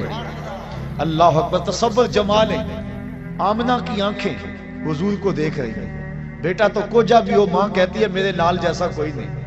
اس ماں کے صدقے جس کا بیٹا محمد ہے ہماری ساری آبرویں عزتیں اب واقعی اس مٹی پہ قربان جس میں مصطفیٰ کی ماں آسودہ خاک ہے. پہلی نظر پڑی. اللہ اکبر. اعلیٰ حضرت بولے کیا, بل بل نے گل ان کو کہا, کمری نے سروے جاں فضا. حیرت نے جھنجھلا کر کہا یہ بھی نہیں وہ بھی نہیں, خورشید تھا کس زور پر, کیا بھڑ کے چمکا تھا قمر, بے پردہ جب وہ رخ ہوا یہ بھی نہیں وہ بھی نہیں. اللہ اکبر. اب میں اپنے پیر کی کہانی سناؤں. وہ کہتے ہیں ملدا نہیں محمد ورگا ساری وچ خدائی, اس تصویر نورانی کولوں غیراں رمز نہیں پائی. ایسا چہرہ ایسا جمال. حضرت آمنہ فرماتی ہیں جب میں نے دیکھا تو میری گود میں ایک خوبصورت بچہ تھا, اس کا چہرہ چمک رہا تھا. اذا سر استنار وجہہ. حضور علیہ السلام جب مسکراتے تھے چہرے کی لکیروں سے نور نکلتا تھا. پھر کیا ہوا, پیدا ہوتے ہی اس بچے نے اپنی دونوں ہاتھ زمین پہ رکھ دیے اور سارا آسمان کی طرف اٹھایا. اللہ اکبر. اور پھر مٹی کی مٹھی ہاتھ میں بھری. ایک دن کا بچہ ہے لوگوں, ایک دن کا بچہ ہے. نہیں, بات کچھ اور ہے. یہ ولادت ہو رہی ہے, خلقت کو بڑی پہلے کی ہو چکی ہے. آتے ہی مٹھی خاک کی بھری, دیکھا آسمان کی طرف. علماء کہتے ہیں مٹھی اس لیے بھری, لوگوں کو بتایا دیکھو لوگوں یہ زمین ہے, آج کے بعد اس پہ محمد کا قبضہ ہے. اللہ. اور آواز اٹھ رہی تھی ساتھ, بخن بخن. قبض محمد علی جمیع الارض، مبارک ہو ہر زمین پہ مصطفیٰ کا قبضہ ہو گیا۔ مشرق والے جانور پرندے مغرب کو دوڑ پڑے اور مغرب والے مشرق کو دوڑ پڑے، اور ایک دوسرے کو جب ملتے ہیں تو مبارک دیتے ہیں اور کہتے ہیں مبارک ہو مصطفیٰ آ گئے۔ یار پرندے دوڑیں اور مبارکیں دیں تو ہم نہ دیں، ہم نہ جھومیں، ہم نہ اظہار محبت کریں؟ اللہ اکبر۔ شرق کے پرندے غرب کو دوڑ پڑے اور غرب کے پرندے شرق کو دوڑ پڑے اور آپس میں ملتے ہیں اور کہتے ہیں مبارک ہو وہ آ گیا جس کے آنے کا انتظار تھا، وہ جس کے ذکر پر داؤد نے نغمہ سرائی کی، وہ جس کے نام پر شاہ سلیمان نے گدائی کی، دل یحییٰ میں رہ گئے ارماں جس کی زیارت کے، لب عیسیٰ پہ آئے واز جس کی شان رحمت کے، جو بن کے روشنی پھر دیدہ یعقوب میں آیا، جسے یوسف نے اپنے حسن کی نئے رنگ میں پایا، نہ دانم ماں گلے خنداں چے رنگ و بو دارت، کہ مرغے ہر چمن آرزوئے او دارت۔ اللہ اکبر۔ اللہ کے حبیب صلی اللہ علیہ وآلہ وسلم زمین پہ مٹھی بھری اور حضور علیہ السلام اس وقت جو گفتگو کی، اللہ اکبر کبیرہ، یہ لفظ بھی کتب میں آتے ہیں اور کتب میں یہ لفظ بھی آتے ہیں، کہا رب حبلی امتی، اے اللہ میری امت کا معاملہ میرے ہاتھ میں دے دے۔ اللہ اکبر۔ میری امت کا معاملہ میرے لے کے پہلو میں غم امت نادار آئے، امتی امتی کہتے ہوئے سرکار آئے۔ حضور امتی امتی کہتے ہوئے آئے، ساری زندگی امتی امتی پکارا، غار سجدہ کے نوکیلے پتھروں پہ پیشانی رکھ کے رب حبلی امتی کی صدائیں لگائی۔ اور حضرت فضل بن عباس کہتے ہیں جب میں نے حضور کو لاحد میں اتارا وقت آخر تو میں نے کفن کی تنیاں کھولی تو لب جنبش میں تھے، میں نے کان قریب کیا دیکھو تو صحیح اب کیا کہہ رہے ہیں، لیکن جب کان قریب کیا تو وہی نغمہ تھا جو ساری زندگی لاپتے رہے، رب حبلی امتی، اے اللہ میری امت کو میرے سپرد کر دے، جس کے لب پہ رہا امتی امتی، یاد ان کی نہ بھولو نیازی کبھی، وہ کہیں امتی تو بھی کہہ یا نبی، میں ہوں حاضر تیری چاکری کی۔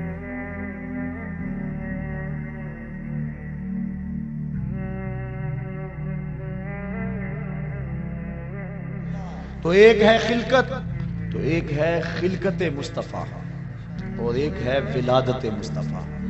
اور پھر جس سال حضور آئے نا اس سال کا عربوں نے نام رکھا، یہ میں نے ابھی بتایا ہے کہ جس سال حضرت خدیجۃ الکبریٰ اور حضرت نبی رحمت کے شفیق چچا انتقال کر گئے، اس سال کا نام حضور نے عام الحزن رکھا، کیونکہ ہجری کا آغاز حضرت عمر فاروق کے دور میں ہوا تھا، پہلے سالوں کے نام رکھتے تھے۔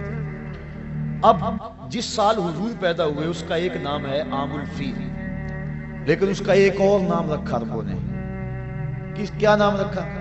سنۃ الفرح والابتہاج، اس کا معنی ہے خوشیوں اور چاؤں کا سال۔ کیا نام ہے؟ خوشیوں اور چاؤں کا سال۔ کیوں رکھا یہ نام؟ اس لیے انہیں تو نہیں پتا تھا کہ حضور آئے ہیں، حضور کی ولادت کا تو پتا تھا لیکن یہ نہیں پتا کہ یہ نبی ہیں، اور جنہوں نے رکھا وہ امتی نہیں تھے، ماننے والے نہیں تھے۔ پھر کیوں رکھا انہوں نے اس نام کا؟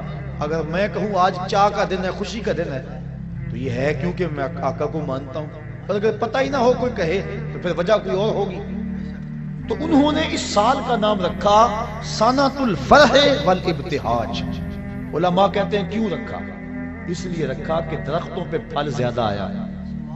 جس سال حضور پیدا ہوئے چشموں کا پانی بڑھ گیا، چراگاہیں سرسبز ہو گئی، جانوروں کا دودھ بڑھ گیا۔ عرب کے لوگ بیٹیوں کو قتل کرتے تھے، لیکن جس سال حضور کی ولادت ہوئی ہر گھر میں بیٹا پیدا ہوا۔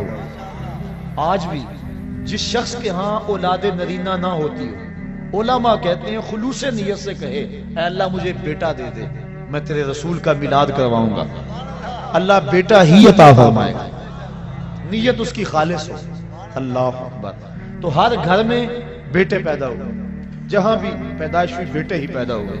تو اس سال ہر گھر میں خوشی تھی، غم قریب نہیں آیا، اس لیے نام رکھا سنۃ الفرح والابتہاج، یہ خوشیوں اور چاؤں کا سال ہے۔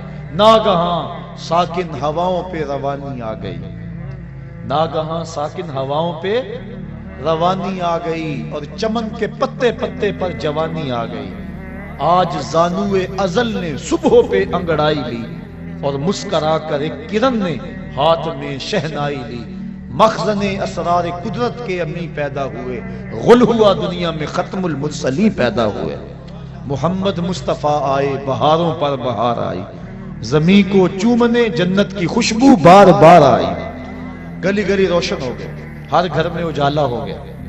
وہ کہانی لمبی ہے اگر میں چھیڑ دوں کہ حضرت علیمہ سعدیہ کیسے آئی، اور پھر حضور نے وہ سبز کپڑا کیسے ہٹایا، اور نور کی لاٹ آسمان تک کیسے گئی، اور پھر لال کو پکڑ کے گود سے کیسے لگایا، اور پھر حلیمہ کی بیٹی شیمہ حضور کو لوریاں کیا دیا کرتی تھی۔ وہ ایک لمبی کہانی ہو جائے گی، میں تیسری بات پہ عرض کرنی ہے۔ تو پہلا مقصد، پہلی چیز تخلیق مصطفیٰ، اور وہ کب ہوئی؟ جب وقت کا تعین اور تشخص نہیں تھا۔ دوسری ولادت مصطفیٰ، اور ولادت 12 ربیع الاول کی سہانی گھڑی، جب صبح صادق طلوع ہو رہی تھی، دن اور رات کے سنگم میں حضور پیدا ہوئے۔ چونکہ رات کی خواہش تھی حضور میرے دامن میں آئیں، اور دن کی آرزو تھی کہ میرے دامن میں آئیں، اور اگر رات کو آ جاتے دن محروم رہتا، دن کو آتے رات محروم رہتی، تو حضور تو رحمت للعالمین ہے۔ اس لیے دن آ رہا تھا، رات جا رہی تھی، جہاں دونوں کا ملاپ ہو رہا تھا وہاں مصطفیٰ جلوہ گر ہو گئے۔ اللہ اکبر۔ 12 ربیع الاول کی سبحانی گھڑی تھی، عام الفیل، واقعہ صاحب فیل کے 55 دن بعد حضور اس دنیا پہ جلوہ گر ہوئے۔ یہ ہے حضور کی ولادت، اور حضور کی ولادت کی خوشی لوگوں نے کی، اور جس نے بھی حضور کی ولادت کی خوشی کی اللہ نے اس کو محروم نہیں رکھا۔ اور وہ آپ علماء سے سنتے آئے ہیں، اس کو دہرانے کے لیے وقت چاہیے کہ ابو لہب نے بھتیجا سمجھ کے لونڈے کو آزاد کیا، بھتیجا سمجھ کے آزاد کیا، نبی سمجھ کے تو نہیں کیا، لیکن جس انگلی سے یوں اشارہ کیا بس اتنے میں آزاد تھا، اور اس انگلی سے ٹھنڈا اور میٹھا پانی بھی ملتا تھا، عذاب میں بھی تخفیف ہوتی۔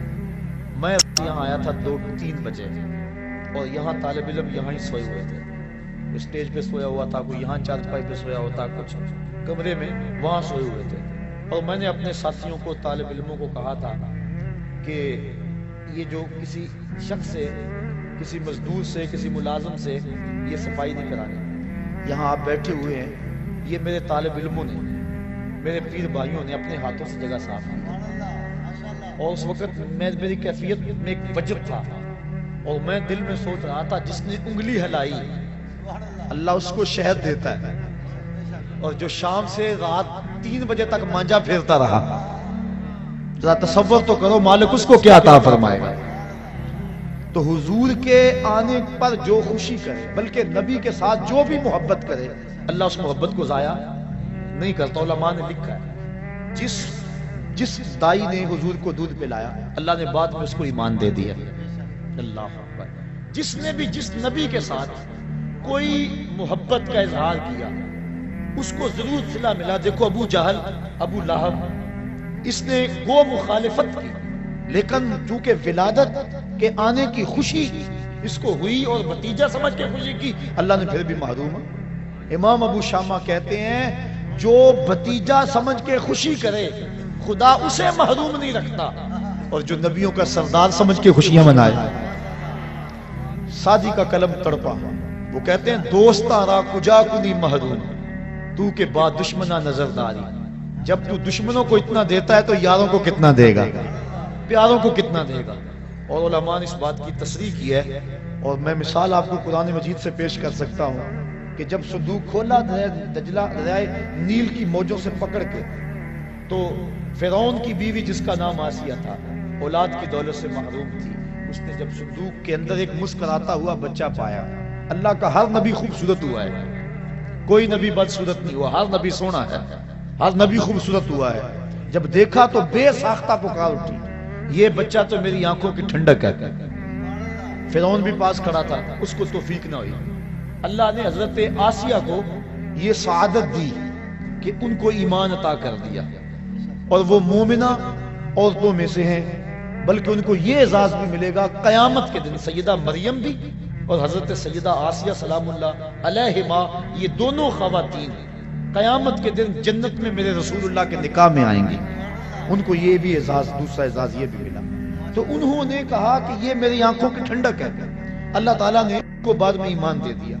علماء کہتے ہیں، مفسرین کہتے ہیں، اگر فرعون بھی کہہ دیتا کہ ہاں میری بھی آنکھوں کی ٹھنڈک ہے، خدا یہ نہ دیکھتا کہ اس نے خدائی کا دعویٰ کیا ہے، وہ یہ دیکھتا اس نے میرے نبی سے پیار کیا ہے، اللہ اس کو بھی ایمان عطا کر دیتا. اور ایک واقعہ میں سیرت کا آپ کے سامنے رکھ کے اپنی بات کو آگے بڑھاؤں. ہندوستان میں صرف ایک صحابی ہوا ہے اور اس کا نام ہے رتن. واقعہ اس طرح ہوا، رتن تاجر تھا اور تجارت کی غرض سے حجاز گیا، حجاز مقدس. وہاں جب پہنچا تو حرم کے قریب ایک گہری کھائی تھی، اس کے پاس کچھ بچے لگے ہوئے تھے.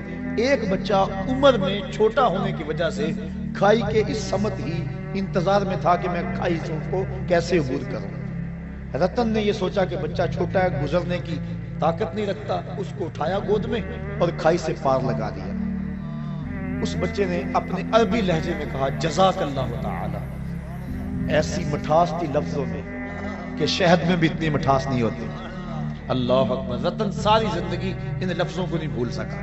اس نے جو جملے کہے تھے، اس نے جس لہجے میں بات کی تھی. خیر وقت گزر گیا، تجارت چھوڑ کے اپنے گھر بیٹھ گیا. ایک دن مکان کی چھت پہ لیٹا ہوا ہے رتن.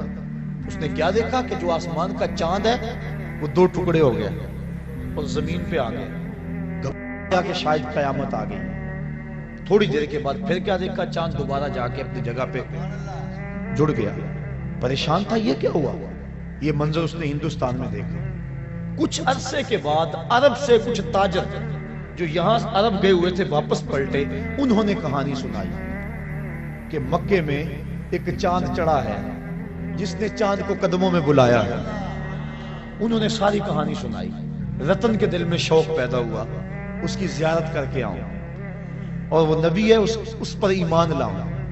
گھر سے چلا، سفر کرتا کرتا پہنچا سین حرم میں. جب داخل ہوا حضور صحابہ کے ساتھ سین حرم میں بیٹھے ہوئے تھے. یہ آگے ملنے کے لیے ہوا. آقا مسکرا پڑے اور فرمایا اراتن ہندیون، کیا تو رتن ہندی ہے؟ کالا نعم. عرض کی حضور ہاں میں رتن ہندی ہوں، لیکن آپ کو کس نے بتایا ہے؟ کہا جس رب نے مجھے نبی بنایا ہے. اب اگلی بات سنیے. اب رتن کہنا چاہ رہا تھا کہ میں ایمان لانا چاہتا ہوں. آقا کریم نے فرمایا قریب آجا، میں تیرے لیے بیٹھا ہوں. تجھے یاد نہیں بچپن میں ایک بچے کو تو نے کھائی سے پار لگایا تھا، وہ بچہ اب تیرے سامنے موجود ہے، اور تو نے مجھ کو اس کھائی سے پار لگایا تھا. آج میں کلمہ پڑھا کے تجھے جہنم کی کھائی سے پار لگانا چاہتا ہوں. ایمان کی دولت سے مال ہوا. نبی سے جو پیار کیا گیا ہے کبھی رائے گا؟ یہ جو کہتے ہیں سبحان اللہ، اگر آپ کو ٹھنڈ بھی لگ گئی نا سردی میں تو پھر بھی رائے گا نہیں جائے گا. اللہ اکبر. یہ نبی سے پیار ہے، یہ میرے سے نہیں ہے. بات ذہن میں رکھیں، یہ نبی سے پیار ہے، نبی سے محبت ہے. اور نبی کا نام سن کے ٹھنڈ پڑ جاتی ہے کلیجے کو. تو نبی سے کیا گیا پیار رائے گا نہیں جاتا. تو حضور کی ولادت پر جن لوگوں نے خوشی کی اللہ نے ان کو نوازا. جو خوشی کرتے ہیں ان کو اللہ نوازے گا، جو خوشی کریں گے اللہ ان کو بھی نوازے گا. کیونکہ اس کا قانون جو ہے وہ تمام کے لیے یکساں ہوتا ہے. جو ماضی میں، حال میں اور استقبال میں ایک جیسا اس کا قوانین، اس کے قانون ہوتے ہیں. تو پہلا خلقت مصطفیٰ، دوسری چیز ولادت مصطفیٰ. اور ولادت کی باتیں اتنی لمبی ہو رہی ہیں کہ اگلا مضمون جو ہے جو میں کہنا چاہ رہا ہوں اب اس کے لیے بڑا تھوڑا وقت میرے پاس موجود ہے، لیکن کچھ باتیں میں ضرور گوش گزار کروں گا. تیسرا کام، تیسری چیز ہے بعثت مصطفیٰ. حضور کو جب بحیثیت نبی مبعوث کیا گیا وہ ہے بعثت مصطفیٰ. یہ بھی ربیع الاول کا مہینہ تھا، وہ میں عرض کر چکا ہوں اجمالی خاکے میں. ربیع الاول شریف کا مہینہ تھا جب حضور علیہ الصلوۃ والسلام پہ جو ہے وہ وحی کے آثار ظاہر ہوئے، اور آقا کریم صلی اللہ علیہ وآلہ وسلم اپنی نبوت کا پھر اعلان کیا اور حکم ہوا کہ جو قریبی رشتہ دار ہیں پہلے ان کو ڈراؤ، ان کو بلاؤ. حضور نے اپنے قریبی رشتہ داروں کو بلایا. حضرت علی المرتضیٰ رضی اللہ تعالی عنہ اسلام کی دولت سے جب مالا مال ہو گئے حضرت سیدنا صدیق اکبر رضی اللہ تعالیٰ عنہ مالا مال ہو گئے. یہ قریبی لوگ تھے، حضور ان کو دعوت دین تھی. پھر کیا ہوا کہ ایک دن پھر دعوت عام کی، سارے قریش کو بلایا، بنو ہاشم کے لوگوں کو بلایا اور بلا کے ان کو دعوت دینا چاہی حضور نے. ان کے لیے کھانے کا اہتمام کیا، لنگر کا. انہوں نے لنگر کھایا، کھانا کھایا اور بات سنے بغیر چلے گئے. حضور نے اگلے دن پھر حضرت علی سے کہا کہ تم دوبارہ دعوت کرو. حضرت حضور کل تو کھانا کھا کے چلے گئے تھے، کہا اب کھانا بعد میں رکھیں گے، پہلے اپنی سنائیں گے. کبھی ایسا ہوتا ہے نا، جو کچے لوگ ہوتے ہیں ان کے لیے لنگر بعد میں رکھا جاتا ہے، اور جو پکے ہوتے ہیں ان کو چاہے شام کو کھلا لو وہ ساری رات نہیں جاتے، کیونکہ وہ لنگر کھانے کے لیے نہیں آئے، وہ نبی کے میلاد کا لنگر لینے کے لیے آئے ہوتے ہیں. تو فرمایا ان کو لنگر بعد میں آج دیں گے، کیونکہ کچے تھے نا، بلکہ کافر تھے. آقا کریم نے ان کو بٹھایا اور بتایا، پیغام سنایا کہ میں اللہ کی طرف سے نبی بن کے آیا ہوں. ہے کوئی اس مجمع میں جو میری مدد کرے، میری نصرت و اعانت کرے؟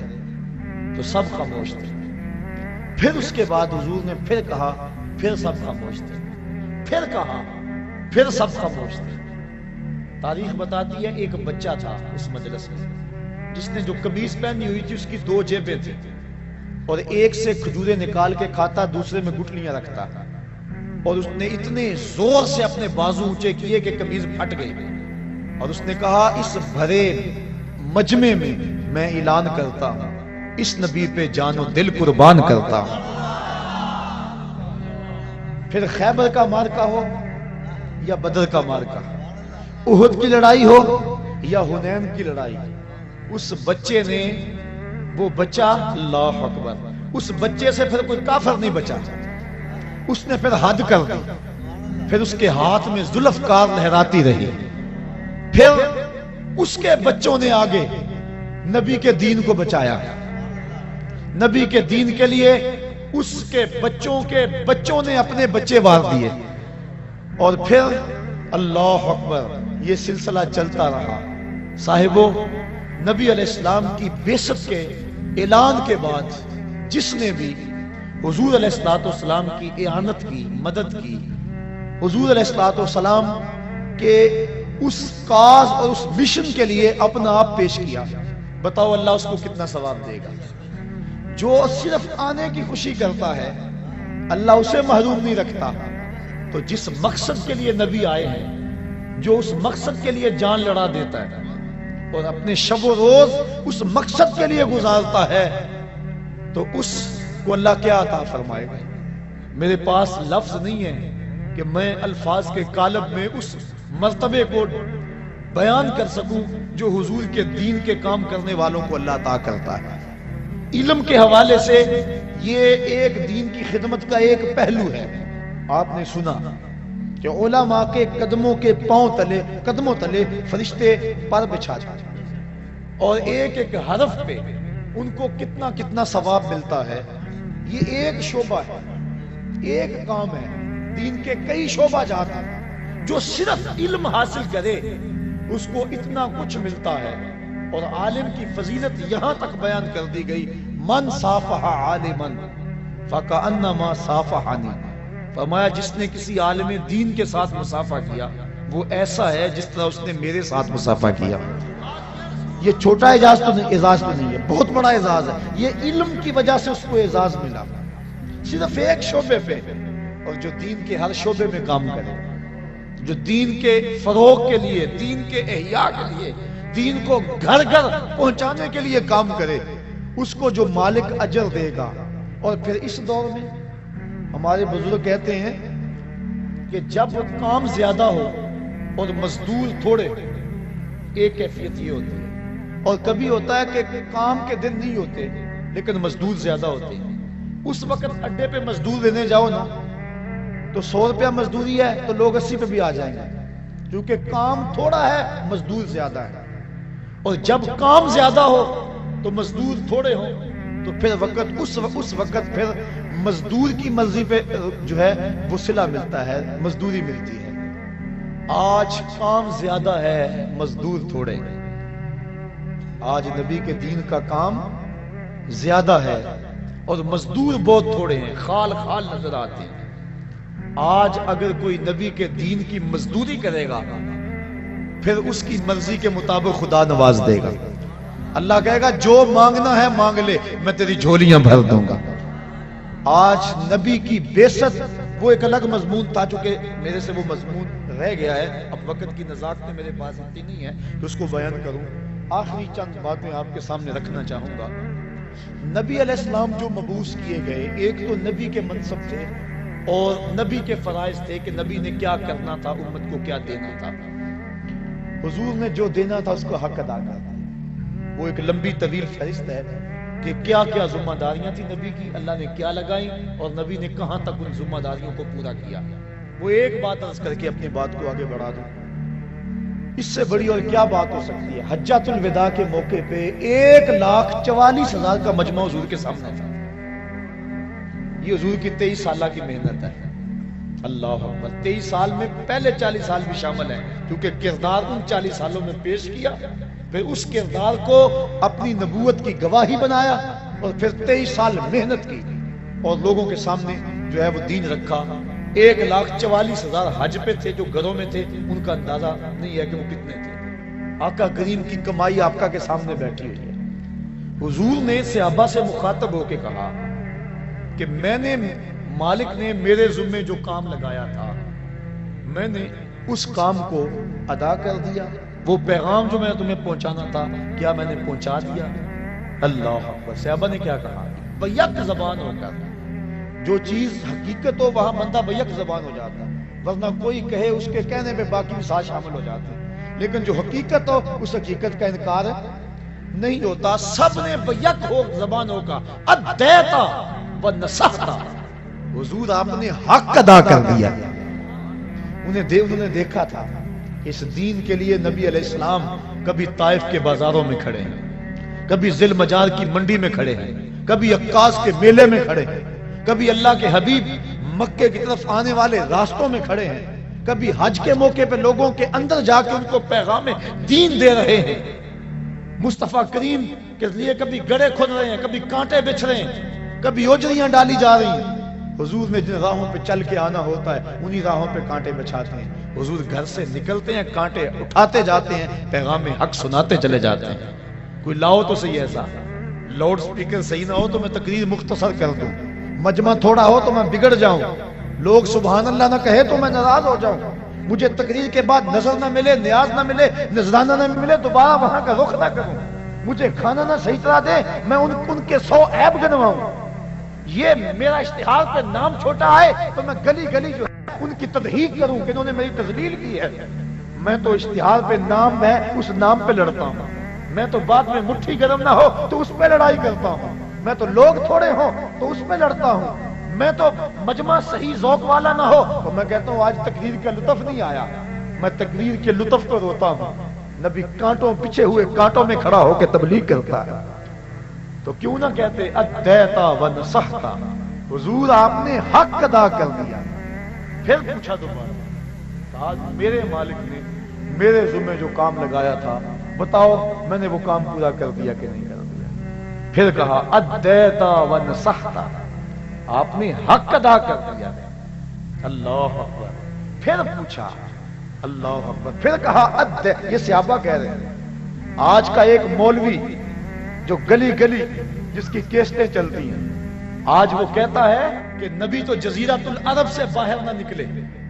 تبلیغی جماعت والوں تم پوری دنیا کے کونے کونے پہ جا رہے ہو، کیا بول رہے ہیں؟ سنو نبی کو، تم تو کافروں کو مشرک بناتے ہو، یہ نبی ہیں۔ مصطفیٰ کریم کو سارے صحابہ 1.25 لاکھ لوگ کہہ رہے ہیں ادیتا و نصحتا، تو نے حق، آپ نے حق ادا کر دیا حضور۔ پھر آقا نے پوچھا تیسری مرتبہ، پھر یہی کہا۔ پھر مالک نے کہا میرے مالک، مصطفیٰ نے کہا میرے مالک دیکھ تیرے بندے کیا گواہی دے رہے ہیں، دیکھ تیرے بندے کیا گواہی دے رہے ہیں، دیکھ تیرے بندے کیا گواہی دے رہے ہیں۔ اور ساتھ ہی سورہ نصر اللہ والفتح ورأیت الناس یدخلون فی دین اللہ افواجا یا الیوم اکملت لکم دینکم، یہ آیت کریمہ اتری۔ تو آقا کریم صلی اللہ علیہ وسلم پر یہ آیت اتری تو حضرت سیدنا صدیق اکبر پھوٹ پھوٹ کے رونے لگے۔ کہا کہ اب حضور علیہ الصلوۃ والسلام ہم سے رخصت ہوا چاہ رہے ہیں، اور آقا کریم نے پھر آخری جو خطبہ حجۃ الوداع کے موقع پہ جملے ارشاد فرمائے لوگوں، میں تمہیں نماز کی وصیت کرتا ہوں، دو کمزوروں کے بارے میں اللہ سے ڈراتا ہوں، ایک بیوی اور دوسرے غلاموں کے بارے میں۔ اور پھر حضور نے صحابہ سے مخاطب ہو کے کہا، یہ جو پیغام میں نے تمہارے تک پہنچایا ہے اب اس کو آگے تم نے پہنچانا ہے۔ اپنی ذمہ داری میں پوری کر چکا، اب یہ ذمہ داری تمہارے کندھوں پہ آ گئی، اب تم اس کو پہنچاؤ آگے۔ پھر صحابہ نے پہنچانے کا انہوں نے بھی حق ادا کیا، تابعین نے بھی حق ادا کیا۔ ایک مجاہد گھوڑے کی باگ پکڑے ہوئے اللہ کے دین کی دعوت دیتا ہوا بڑھ رہا ہے، حتیٰ کہ دلدل آگے پانی آ گیا، اس نے گھوڑے کی باگ کو کھینچا اور آسمان کی طرف دیکھ کے کہا، میرے مالک، میرے تو جذبے جوان تھے، کیا کروں، تیری زمین ہی ختم ہو گئی ہے۔ انہوں نے حق ادا کر دیا، تبلیغ کا حق ادا کر دیا، دنیا کے کونے کونے پہ پہنچے، دی اذانیں کبھی یورپ کے کلیساؤں میں، کبھی افریقہ کے تپتے ہوئے صحراؤں میں، دشت و دشت دریا بھی نہ چھوڑے ہم نے، بحر ظلمات میں دوڑا دیے گھوڑے ہم نے۔ اس انداز کے ساتھ حضور علیہ الصلوۃ والسلام آگے بڑھے، اور حضور کے غلام پھر بعد میں آگے بڑھے، اور پھر غلاموں کے غلام آگے بڑھے کہ انہوں نے اس دین کو دنیا کے چپے چپے پہ پہنچا دیا۔ پھر وہ وقت بھی آیا کہ ہمارے عیاش حکمرانوں نے اس دین کو جس انداز سے لتاڑا اور دین کی قدریں جس انداز سے پامال کی، اور پھر ہمارا بیک گیئر لگ گیا، اور آج ہماری جو حالت ہے، آج ہمارا جو دکھڑا ہے وہ کسی سے مخفی نہیں ہے۔ آج ربیع الاول کی سہانی صبح ہے، ہم نے تجدید عہد کرنا ہے۔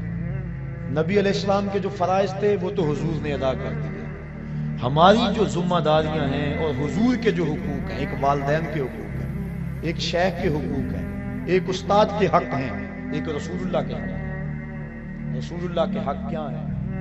کہ حضور علیہ الصلوۃ والسلام پر ایمان لایا جائے۔ ایک حق حضور کا یہ ہے کہ حضور علیہ الصلوۃ والسلام پر ایمان لایا جائے اور حضور کی اتباع کی جائے۔ دوسرا حق حضور سے محبت اور عشق کیا جائے، اور تیسرا حق حضور کی تعظیم و توقیر کی جائے، اور چوتھا حق حضور پر کثرت سے درود پڑھا جائے اور حضور کی چوکھٹ پہ حاضری دی جائے۔ اب حضور پر ایمان لانا اور حضور کی اتباع کرنا، الحمدللہ ہم سب اہل ایمان ہیں، یہ اللہ کا شکر ہے۔ اتباع والا معاملہ کمزور ہے۔ آج ابھی مجھ سے قبل اسی سٹیج پہ بات ہو رہی تھی کہ آج ہم نام تو حضور کا لیتے ہیں، لیکن شکل و صورت سے لے کر لباس تک، وضاقتہ سے لے کر اپنی عادات تک، اپنی شادی بیاہ کی تقریبات کی رسوم سے لے کر اپنی زندگی کے کاروبار کے ہر مرحلے تک ہم غیروں کے طریقوں کو، ان کے انداز کو اپنے گلے سے لگائے ہوئے ہیں۔ آج تجدید عہد کا دن ہے۔ میرے سامنے یہ جو ہزاروں لوگ موجود ہیں، میں کبھی کبھی تو ان حالات کو دیکھ کر مایوس ہو جاتا ہوں، جو کچھ دنیا پہ ہو رہا ہے۔ اللہ کی رحمت سے مایوسی کفر ہے، یہ بات ذہن میں رکھیں، لیکن افراد سے مایوس بندہ ہو سکتا ہے، کبھی کبھی ہو جاتا ہے۔ اور وہ کیا، کسی شاعر نے کہا خون کے دل آنسود ہوتا ہے، اور میں وہ ایک شعر پڑھا کرتا ہوں فارسی کا جس کا مفہوم یہ ہے کہ جب بہار نہیں تھی، جب بہار تھی اس وقت ہم نہیں تھے، اور جب ہم ہیں تو بہار نہیں ہے، اور جب ہم نہیں ہوں گے پھر بہار آ جائے گا۔ ہم جب سے ہوش سنبھالا ہے، مسلم امہ اذیت سے گزر رہی ہے، اور کبھی کبھی یہ دکھڑا زبان پہ آ جاتا ہے، مرا اے کاش کے مادر نہ زادے، کاش کہ مجھے ماں جنم نہ دیتی۔ اور یہ دکھڑے، یہ مصیبتیں اپنی آنکھوں سے جو دیکھ رہے ہیں، سقوط کابل بھی ہم نے اپنی آنکھوں سے دیکھا، اور سقوط بغداد بھی ہم نے اپنی آنکھوں سے دیکھا۔ کشمیر میں لٹتی ہوئی عزتیں اور پامال ہوتی ہوئی عصمتیں، یہ روز کی کہانیاں ہمارے کان سنتے ہیں۔ فلوجہ کی گلیوں میں جو کچھ ہوا وہ بھی کسی سے مخفی نہیں ہے۔ سامرا کے اوپر جو قیامت توڑی گئی وہ بھی کسی سے مخفی نہیں ہے۔ نصف صدی سے فلسطین کے اندر جو خون کی ہولی کھیلی جا رہی ہے اور جو مسلمانوں کو اذیت کا شکار کیا گیا ہے، وہ بھی ہمارے کلیجے چیر رہا ہے۔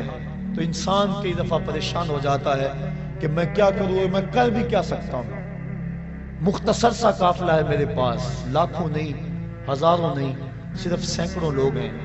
لیکن پھر جب میں اپنے محبت کرنے والوں اور ان کی پگڑی کے ایک ایک تار میں وفاؤں کے بندھن دیکھتا ہوں تو میری مایوسی ختم ہو جاتی ہے. میں کہتا ہوں ہم کیوں یہ کہیں کہ مرا اے کاش کے مادر نزادے. ہم بے شک تھوڑے ہیں، میرے ملنے والے بے شک کم ہیں، لیکن ہیں با وفا، ہیں محبت والے. ان کی دستار کے ایک ایک پیچ میں محبتوں کی کہانیاں ہیں. اور میں کہتا ہوں ہم میدان میں آئیں گے، بحر و بر میں گونجیں گے، اور ہم تھوڑے بھی ہو کر ایک وقت آئے گا ظلم کی آنکھوں میں آنکھیں ڈال کے بات کریں گے. اور ایک وقت آئے گا کہ اس دین کی سربلندی کے لیے مصطفی فقیروں کا ایک کردار ہوگا. مجھے اس بات کی بڑی امید ہے. اور میں جب بالکل اس سلسلے کا آغاز کیا تھا، جو میرے پرانے ساتھی ہیں وہ جانتے ہیں، بالکل 2 4 10 ساتھی تھے. اور اس وقت میں نے اپنے ساتھیوں سے کسی موقع پہ کہا تھا اور کسی فورم پہ میں نے کہا تھا کہ امیر شہر سے حساب لیں گے پائی پائی کا. امیر شہر سے حساب لیں گے پائی پائی کا. غریب شہر کے بچے جوان تو ہونے دو. اب غریب شہر کے بچے جوانی کی دہلیز پہ قدم رکھ چکے ہیں. ان کے سروں پہ سجی ہوئی پگڑیاں، ان سے نکلتا ہوا نور اور حضور کی محبتوں میں بہتے ہوئے آنسو، اور اسٹیج پر نبی کے نام کے نعرے اور پنڈال میں نبی کے نام کی گونج. آج یہ ساری گونج، سارے نعرے، سارے آنسو، ساری محبتیں، یہ وفاؤں کا سارا سلسلہ تجدید عہد کا ذریعہ بنے. اور آج کے بعد حسب سابق بھی میں نے 10 محرم کو جو وعدہ لیا، اور اس وعدے کے نتیجے کے اندر میں نے جگہ جگہ درس قرآن کے پھیلے ہوئے نیٹ ورک اور درس قرآن کے جگہ جگہ پھیلے ہوئے سلسلوں میں دوستوں کی محبت، ان کی دیوانگی اور ان کا پیار دیکھا. اور آپ یقین جانیے گا کہ اگر 2 گنا حاضری نہیں ہوئی تو 1.5 گنا حاضری ضرور ہو گئی. اس وعدے کے بعد آج ربیع الاول کی سہانی گھڑیاں ہیں، وہ لمحے قریب آ رہے ہیں جن کی جرمٹ میں نبیوں کا تاجور دنیا پہ جلوہ گر ہوا تھا، اور وہ رحمت کی برسات ہو رہی ہے. اور یہ ساری رات رحمتوں کی برسات، یہ رحمت ہے، اللہ کی رحمتوں کا نزول ہو رہا ہے. آپ ہزاروں لوگ میرے سامنے موجود ہیں، اور یہ اجنبی لوگ نہیں ہیں، یہ وہ لوگ ہیں جو میرے ساتھ محبتوں کا سلسلہ اس لیے رکھتے ہیں کہ میرا تعلق قرآن سے ہے اور صحابہ قرآن سے ہے. گلی گلی قرآن کو اپنے سر پہ اٹھائے گھومتا ہوں اور قرآن کا پیغام لے کر گلی گلی جاتا ہوں.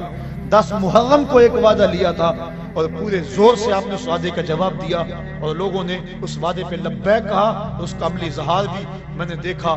آج مصطفیٰ جان رحمت پہ چھم چھم برستی اس سہانی گھڑیوں کے حسین لمحوں کے اندر وہی وعدہ آپ سے دہرانا چاہتا ہوں.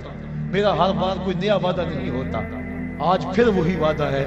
اور یہ وعدہ آپ نے زبان سے نہیں، دل کی اتھاہ گہرائیوں سے کرنا ہے، اور زبان سے قوت سے اس وعدے کی پختگی پر مہر لگانی ہے.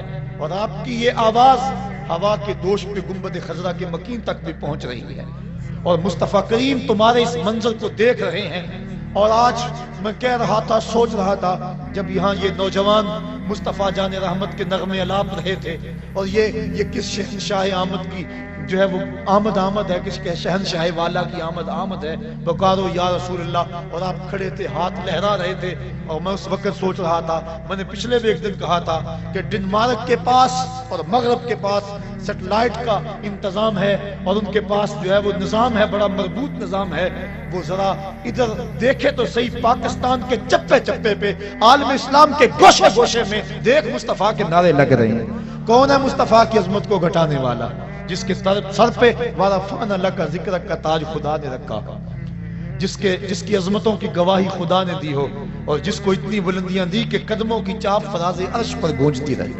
حضرت عیسیٰ جس کے نالین کے تسمے کھولنے کی سعادت کے لیے آرزو اور تمنائیں کرتے رہے، وہ کتنا بلند ہے، کتنا بالا ہے، کتنا اونچا نبی ہے. تو آج ہم نے آج کے اس مبارک دن تجدید عہد کرنی ہے. آج کے بعد ہم نے اللہ رسول سے وعدہ کرنا ہے، ہم جئیں گے تو اللہ کے لیے، ہم مریں گے تو دین کے لیے، اور زندگی کی آخری سانس تک رسول اللہ کے وفادار ہوں گے. یہ آج ہمارا تجدید عہد ہے. آج دوبارہ ہم یہ وعدہ کرتے ہیں، اور یہ وعدہ آپ میرے سے نہیں کر رہے، اور یہ وعدہ میں بھی کر رہا ہوں، اور میں آپ سے نہیں کر رہا. میں اور آپ دونوں مصطفیٰ جان رحمت سے وعدہ کر رہے ہیں. آج جو کچھ ہو رہا ہے اور جو ضرورت ہے، میں پھر وہی بات کہوں گا، میرے رسول کے غلاموں، مصطفیٰ کو دین کے لیے مزدوروں کی ضرورت ہے. کیا مصطفیٰ کے دین کے لیے مزدوری کرو گے؟ کیا 8 گھنٹے ڈیوٹی دو گے یا 24 گھنٹے ڈیوٹی دو گے؟ آج ان ہواؤں کو، ان فضاؤں کو، سحر کے ان لمحوں کو اور گنبد خضرا کے مکین کو گواہ بنا کے اپنے مالک سے وعدہ کرو کہ میرے مالک، ہم تیرے دین کے لیے جو ہے وہ ڈیوٹی کریں گے، تیرے دین کی مزدوری کریں گے. ہم جیئیں گے تو تیرے لیے، ہم مریں گے تو تیرے دین کے لیے، اور زندگی کی آخری سانس تک تیرے رسول کے وفادار رہیں گے. جو لینا ہے سی تے لکھیا وچ نصیباں، بے پرواہ نال محمد،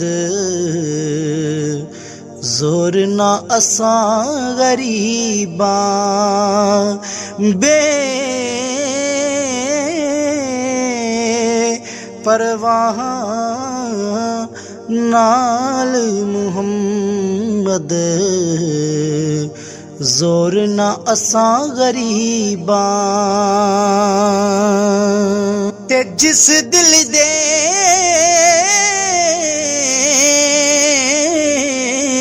وچ، جس دل دے